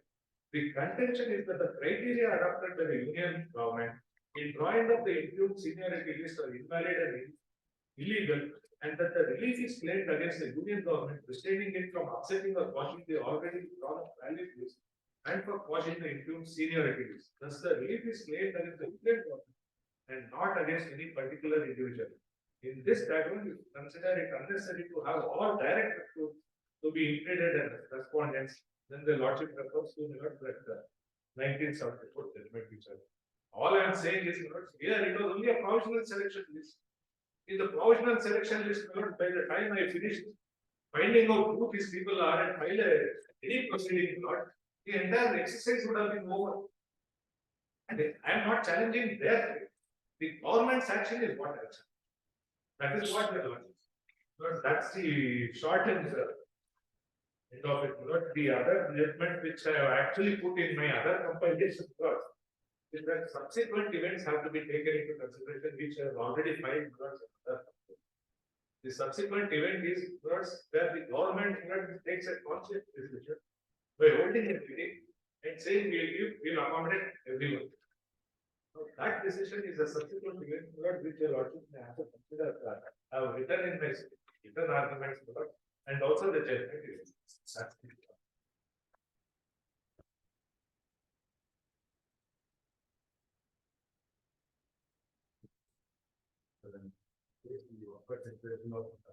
Before the learned single judge, we did contest the writ petition. They became wiser. I would be myself. Obviously, today was restricted to what the single judge finally held and what we did subsequently. Because as far as the merits of the case, the state is chosen not to file anything. Therefore, I don't want to repeat anything of what I've already submitted. We take it secondly. Just a couple of issues I'd like to point out. As far as the numbers are concerned, my affidavit details out the total number of applicants pursuant to the original notifications calling for recruitment. That was 1,06,082. All of the qualified examination was held for all 1,06,000. Only 67,892 qualified. So therefore, the remaining didn't even pass the first threshold of the qualified examination. Then was honest to verification list was called for, where almost 15,000 posts are explained the other day. I don't want to be 22,432 were identified, and I explained why also, because there were some posts for which there were no eligible candidates, so therefore 22,432. So it's at that stage. Now 22,432 was admittedly includes everyone before your lordship. The appellants also were there at 22,432. The writ petitioners were there at 22,432. It's at that stage the document verification was called for. And then, as well as the authorities ousted the writ petitioners on the basis that they had submitted their parent certificate and they were placed under the general merit list. In fact, that is also not in dispute because the writ petitioners themselves state so at para 4. It's after the 22,432 when the provisional select list of 13,352 was finally published. And so at that stage, Manoj, the writ petitioners approached this sort of people. And Manoj, kindly see what the learned single judge as a submitted was, I can't, I'm not going to get it. Kindly see page 94, appeal number 305.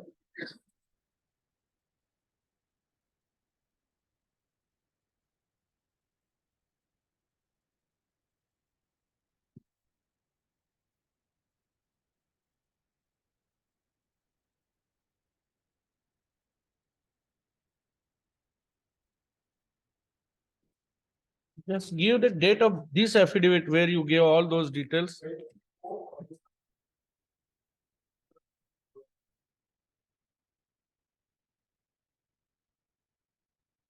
Yes. Page, I take my loss once again. no, just wanted to know the date. Page 94, no? Page 94, only the operated last sentence, writ petitions allowed. Yes. Turn over the page 95. Kindly see how the learned single judge, the provisional selections, insofar as it relates to the petitioners being brought under the general merit category is what? Relying on those various judgments, including Surinder Singh and the division benches of this honorable court, the learned single judge watched the provision selected insofar as it relates to the petitioners being brought under general merit. In para 3, the petitioners is a direction to the state to treat the petitioners as belonging to the categories to which they are applied for, who are the caste and income certificates appended to the applications. Para 4 also relevant. The state is reserved liberty to regulate its procedure by continuing the recruitment and taking into its logical. Therefore, there was a document insofar as bringing the petition under general merit is concerned. The learned single judge further directed the state to ensure that the petitioners are belonging to the category to which they are applied for, despite the fact that they are given the parent certificate. And then the liberty was reserved to the state to continue and take it to its logical. And subsequent to that, the state took a decision, a conscious decision, that frankly, the state had two options. One is to challenge this survey for interview, the learned single judge's order. Rather, three options. One is challenge the order. Two would be to oust all the applicants who had submitted their husband certificate. Actually, only two options. And the third option, which is what balancing the equities that the state wanted to adopt in the peculiar facts and circumstances of this case, to balance the equities. Now, yes, I admit the learned counsel for the appellants as well as the learned counsel for the reputation are right. This is, in all fairness, I have to admit, probably we are the authors of this, lack of a better word, this is entire confusion. Now, having done that, having not specified in the recruitment notification that 86 is going to follow, the state took a conscious decision that rather than ousting all the applicants who had submitted their husband certificate, that could have been an extreme decision. So, to balance the equities, both were taken into consideration, and now a fresh list is drawn.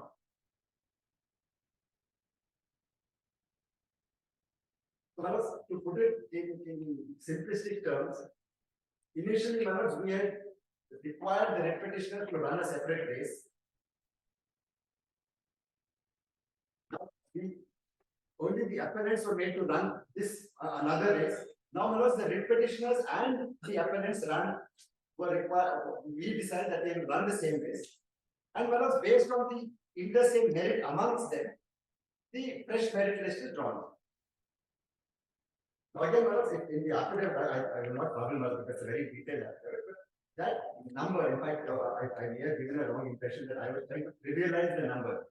The number I was trying to point out was that 451 is a significant number, but that is the real scope, the breadth and scope of the litigation is restricted to those 451 candidates.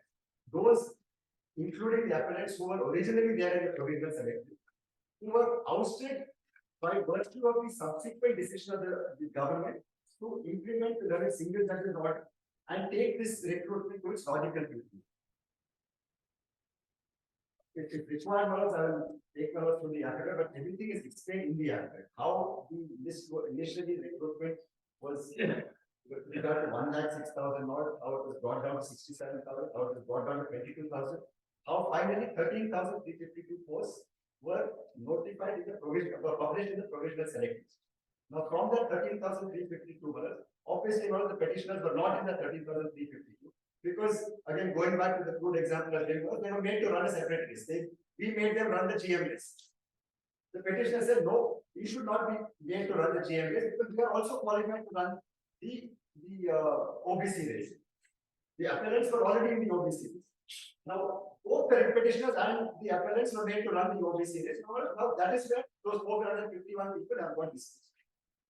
So it is not as if we ousted the appellants and put them under general merit, which could have been an extreme decision, which could possibly, in all fairness, again be a true interpretation and implementation of the learned single judge's order. When the learned single judge said take the parents' income certificate based on certain division bench judgments, I would go to the extent of saying the complete implementation of the learned single judge's order would be to oust the appellants. But we also recognize the mistakes being made. We recognize the errors, and therefore us to balance the equities. We did not oust the appellants. Now that is important. It is not as if the appellants were completely kept out of this. He said, we will take you also. Due to our own follies, due to our own lapses, you may not have known whether you should have given the husband or the parents certificate. Because of that, now, yes, we will make you all run the same race and we will drop the fresh provisional select list and now the final merit list. At their left out. I'm sorry. At their left out. Not yet. Initially they were there and now they are left out because of the merit. See, the effect is the same. Effect is now the same. Now, again, going back to the example. No, you brought our notice, page 95, operative portion of the impugned order. We understand by you reading saying that it's only to the extent of the petitioners before the court, probably to mitigate the adverse effect of the order. And now, so therefore we are trying to understand whether order of the single judge has caused less effect or the subsequent action of the state opting its own way has opted less effect. But now it looks like it has caused more, adverse effect than the order itself. May I respectfully disagree on this? If she had strictly implemented the learned single judge's order, it would have caused far more harm. Because then possibly, my lord, we have to take the extreme stand of excluding all the applicants who submitted their husband's certificate. But the fact remains either of the case. That would have had a much larger the degree may be different, but the effect is there. There is certainly no effect. Correct. So the whole effort here is to see whether without much of a change, maybe a little tweaking here and there, could you accommodate them also? Was the question. Yes. And that we have not met any answer. Efforts were made at the very highest level. In fact, I was also privy to those meetings where we were there. Efforts were made to see if they could be accommodated in any way whatsoever. He was issuing fresh notification. Correct. That decision now to issue fresh notification only to accommodate them would be tantamount to. Now, of course, the last time you submitted because this is a district-wise, subject-wise, language-wise availability, and then you just not the availability of vacancies. What you said. If you had come out with some formula to accommodate them, probably things would have been different. Correct. But criteria they were too permitted to participate in the. If that was so, the kid says that instead of considering that there will be a larger damage, we thought it that the balancing permitted them to participate along with the.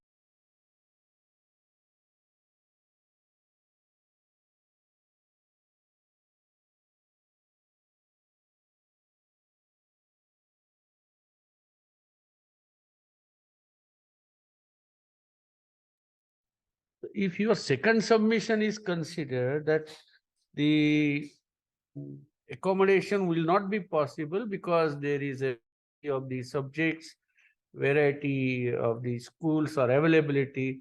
If that was so, and it was if known to the government, your first attempt to permit them to run in the race itself was not something allowing equals to run. Then if that was within the knowledge of the government, then why this the exercise? One can understand. See, if you are aware that they all cannot be accommodated for the reason they may having a different subject, the vacancy wherein may be of a different subject. Then how you could have permitted them? Your first submission, then it will not, I mean. I'll explain. Possibly I haven't been able to explain. Now, let us take the example of say, let's keep it simple, an English teacher in Bangalore. As simple as that. English teacher in Bangalore will have to obviously medium of instruction fee. Now, the applicants, various applicants would have applied for that post. The first cutoff was a qualifying exam. Now, various people who had say applied for that post were immediately at the threshold disqualified because they didn't even get to qualifying. Then when the 1:2 verification this was drawn, the category wise roster also had to be drawn. Now at that stage, let us say there was an applicant, including the applicant and one of the repetition. I'll just to give an example. Both of them would have been shortlisted in that 22,232 for that for that English post, for that English teacher post in Bangalore. So both were in the race. Then the mistake possibly the state made was he ousted the writ petitioner from that post which he had applied for because as per the category, he or she would have applied for say 2A or 2B. The state said, sorry, you are not allowed to run that race for that particular post because you are actually a general merit candidate. Now, all the effect is of the learners, the implementation of the learner single judges orders. That person who was ousted from that race is now back in race for that same English teacher post for say a 2A category. So therefore, in effect, let us say again there are only two applicants, one from the appellant side, one from the writ petitioner side. If the writ petitioner ousted, obviously he or she would have automatically qualified for the post because he or she has no competition. But now, for that one post, by virtue of the writ petitioner coming back into the race, he has to compete with the person with the writ petitioner. Now, both of them are selected not on any other criteria but on the merit. Correct. So therefore, the very policy of reservation of creamy layer aspect is done away with. No. I would respectfully say no, brother. Yeah. To implement the policy of creamy layers, we have to exclude certain persons who are above a certain income limit or so. Correct. Yes. That has been done. Except for how do we do that? Whose income certificate do we take was the question before the learned single. In order to exclude those people from the category of 2A or 2B, 3A or 3B, who form the creamy layer? Do we take that first applicant's parents' income if he has more than 8 lakhs? If his father has more than 8 lakhs, we would exclude him, or if his husband has more, if her husband has more than 8 lakhs, do we exclude him? You know, as simple as this now. Yes. Instead of going through all this kind of complex Yes. combination, if you had applied, followed 1986 policy. Yes, which is what we did, which is why the appellants were in. The first provisional select list was simply as per 1286. Correct. Yes. Now you did not follow that. We have also, this is No, as simple as that. You did not follow that. I'm sorry, but this is you like to repeat. What we have done is, again, I'm repeating this. If we had to take a complete departure of 12/12/1986, we would have to necessarily exclude all applicants who gave their husband certificate. But we have not excluded them. When I say we have not excluded them, we have not said you cannot run this race. But if you are coming in the third place for 2 posts, you are not qualified. It's like this one. Again, there were 3 applicants. Let's leave parents or husband first. Both of us apply. There is one post for backward class, which both of us give the certificate as per 1886. Let's assume there is only one post. There's only one post, both of us satisfy all other criteria. How does the state survey? That's when let's merit. Whoever has the higher mark gets it. That's what. That's what has been. But then here, that's fine. But then the certificates are two kinds. They have accepted both. That's a difficulty. So it seems No, you're right. You have adopted the criteria as the senior counsel pointed out, that there are equal numbers, equal competence to one post, two candidates.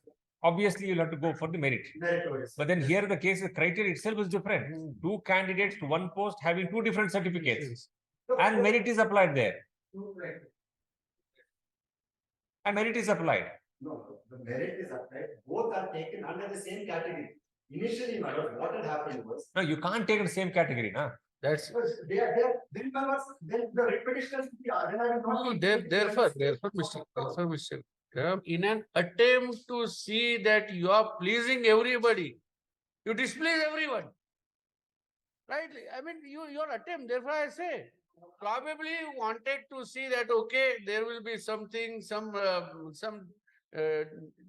displeasement of a large section or something like that. To avoid that, you created a chaotic situation where nobody is happy. And you said that.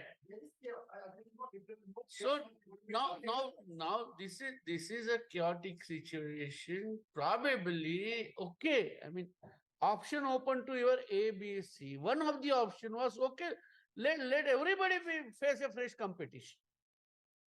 Probably that could have been a more lengthy exercise. No, but then the exercise could have been more justifiable. Instead of just to save the time or just to see that you were probably under impression or something will have to be done expeditiously, immediately, we'll have to find out some way. This is done where, okay, what would be as you submitted before us, the option open was before you also one of the option that let everybody face the race afresh in their particular respective category of the criteria is being applied and then merit. Judge the merits. It's not as if we discussed a different paper for those in different categories. They all wrote the same exam. Now, which is why it was easy for the states to judge them on their interstate merit. If we had two separate notifications with two separate examinations, two separate No, there was no such, because everybody was knowing that everybody appeared for the same exam. It was not something that there was a difference in the exam, difference in the testing method. It was the criteria, the category form where somebody will be A category, B category. Everybody was attending the same examination. There was no difference in the. Therefore, when the state was also knowing this,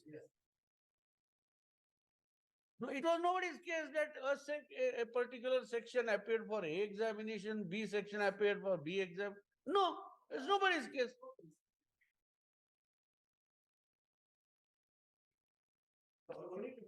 Why I said that, my lord, is to clarify that when the writ petitioners and persons similarly placed in the writ petitioners who submitted their parents' income certificates were brought back into the respective category for which they had applied for, then the only option for the state was to judge the applicants on their interstate merits. Correct. It's like competition between apple and orange. No. In fact, we are told one apple. No, they are fruits. They are fruits, of course, but then in the fruit, there's the different species. Apple and orange. You put the apple with competition with the orange and say that, come on, show your merits. Not at all, Madam. There I respectfully once again disagree. We are not saying, Madam, what we told the writ petitioner person similarly placed was, despite you being an apple, you began treating you as an orange. The learned single judge said, no, treat him as an apple. The apple is for always an apple. So therefore, treat him as apples. No, Madam, this is our, in all seriousness, Madam, this is not something which they did not as they were made to run different races. They all wrote the same exam. Now, we took the learned single judge's order to its logical conclusion, which in the manner we thought it is best. And the manner we thought it is best, now up to 22,432. There is no problem.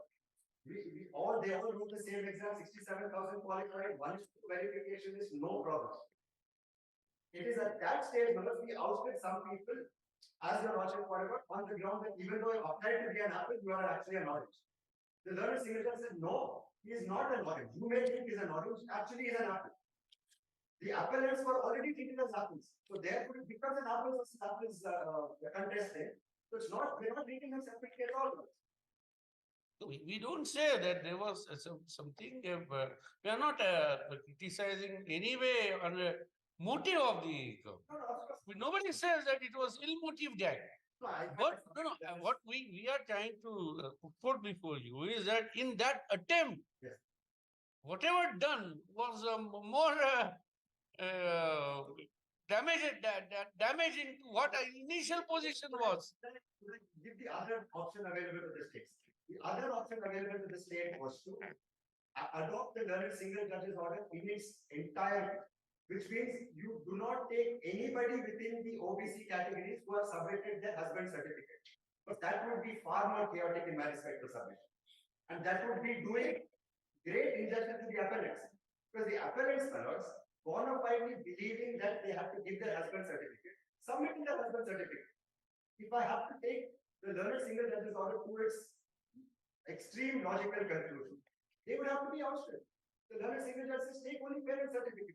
So then what do I do with the appellants? Well, as I said, in bona fide, in all, because possibly in all things because of possibly our mistake, they submitted their husband certificate because 1286 said so.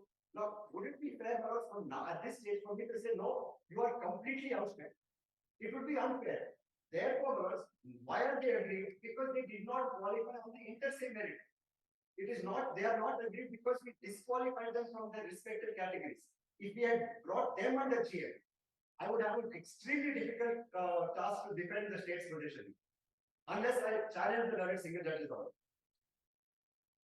Yes. Yes, close.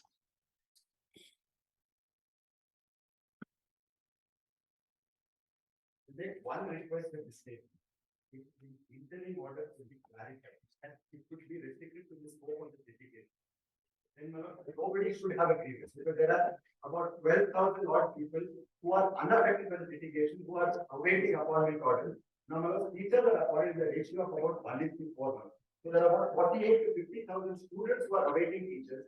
And submitting of instruction, there are three. It's a sorry state of affairs, but there are 3,000 schools with no teachers in our state.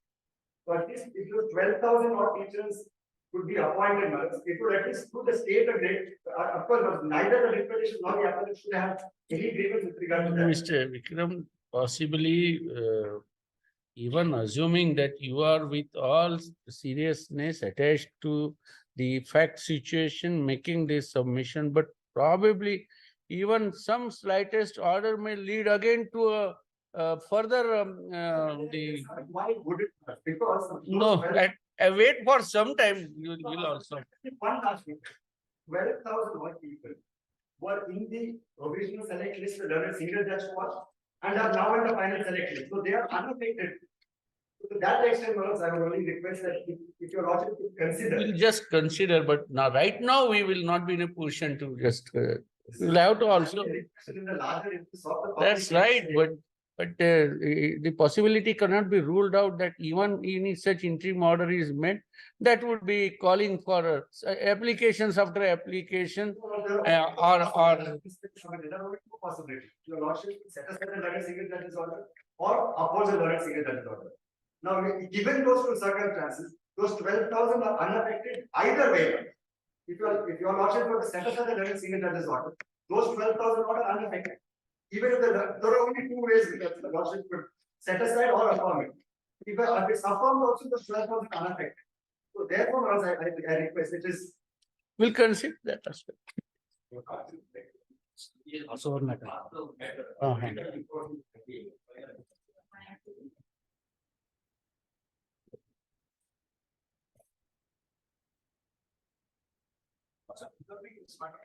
Yes. I'm only making one single issue.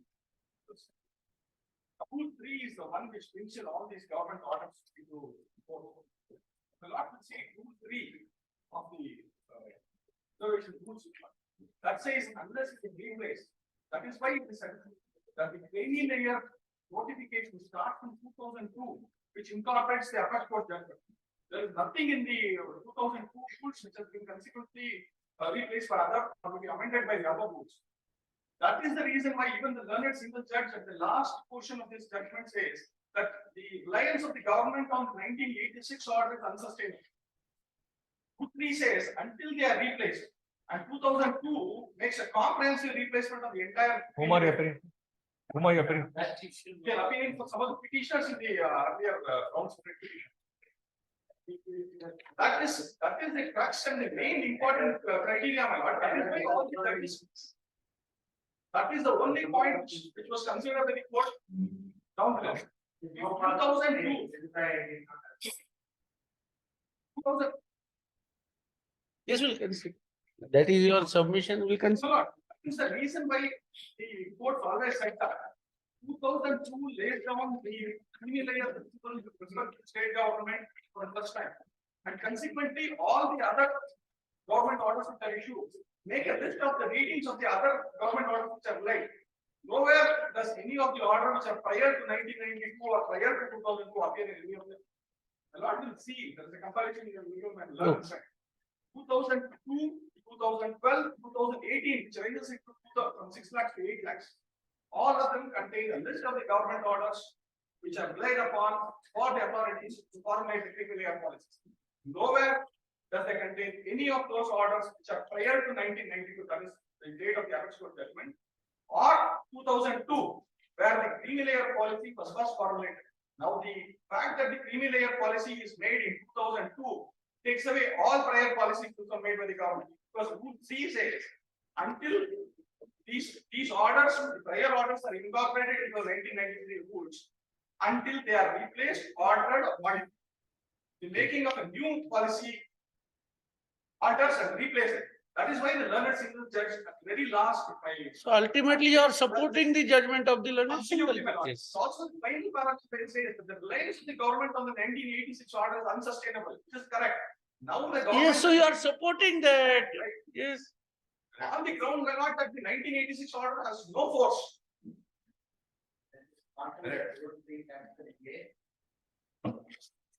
Even as per this scheduled caste and scheduled tribes and other backward classes act and rules, clearly says there is a separate district committees are there to look into the correctness of the caste verification certificates. Therefore, the appointing authority at this stage they have no authority to look into the correctness of this caste and income certificates.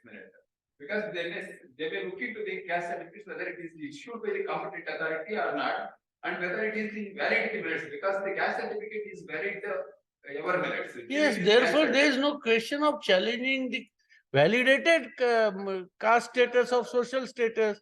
Now we are only considering that other aspect of the whether they are in the set of a creamy layer or not, and what is the criteria applied for treating them as a persons or candidates in a creamy layer. Right. So where the question of then assessing or the social status validation, if is already done by competent officer, is about the social status. Yes. Caste and verification committees Yes, yes. Yes. Therefore, the appointing authority has no jurisdiction to look at. Therefore, this honorable court minutes as a head of that minute. Yes.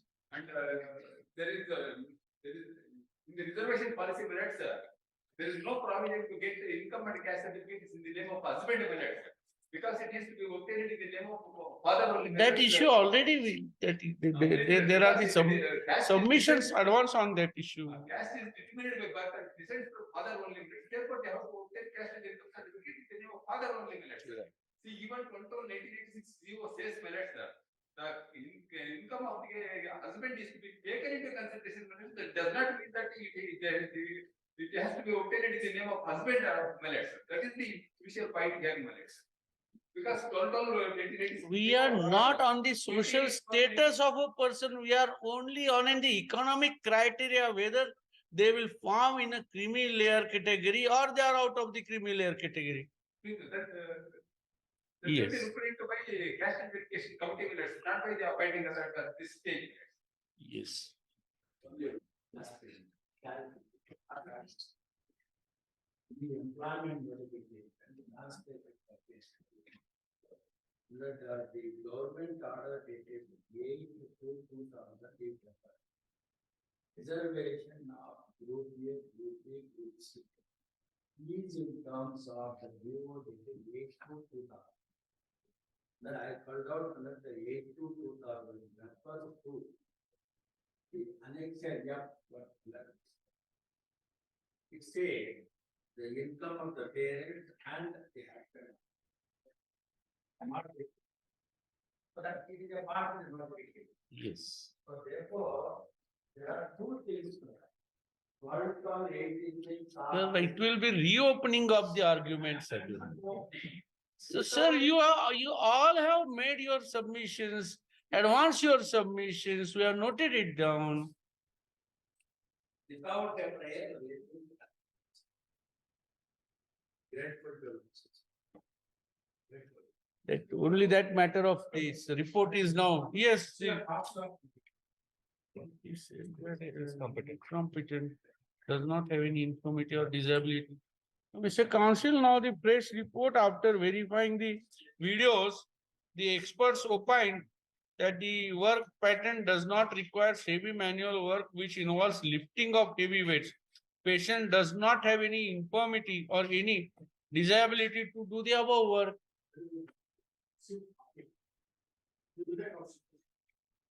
We cannot refer. Right. We'll only record that now the report is received and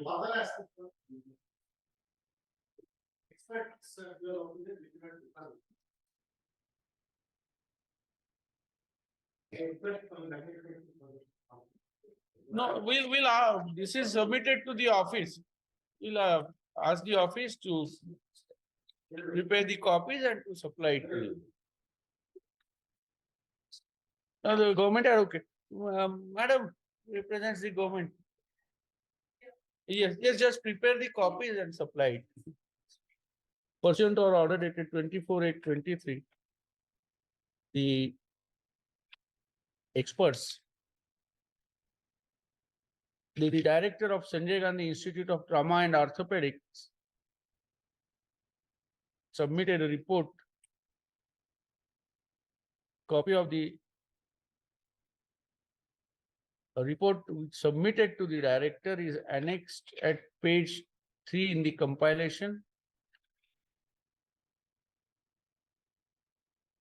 Duly signed by Professor and HOD Department of Medicine, Assistant Professor Department of Neurosurgery, Professor and HOD Department of Science Surgery. On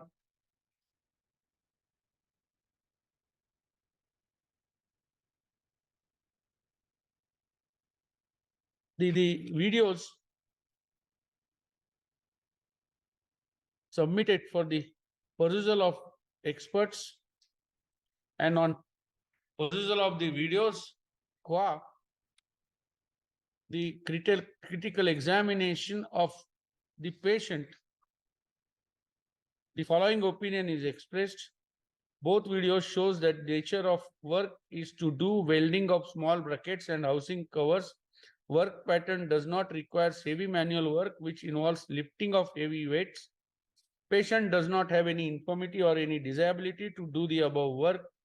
The counsel for the appellant praised some time on the ground that the copy was not made available, the copy of report is not made available to him. Accordingly, the government, additional government advocate is requested to provide a copy of compilation of this report to the council for appellant by tomorrow.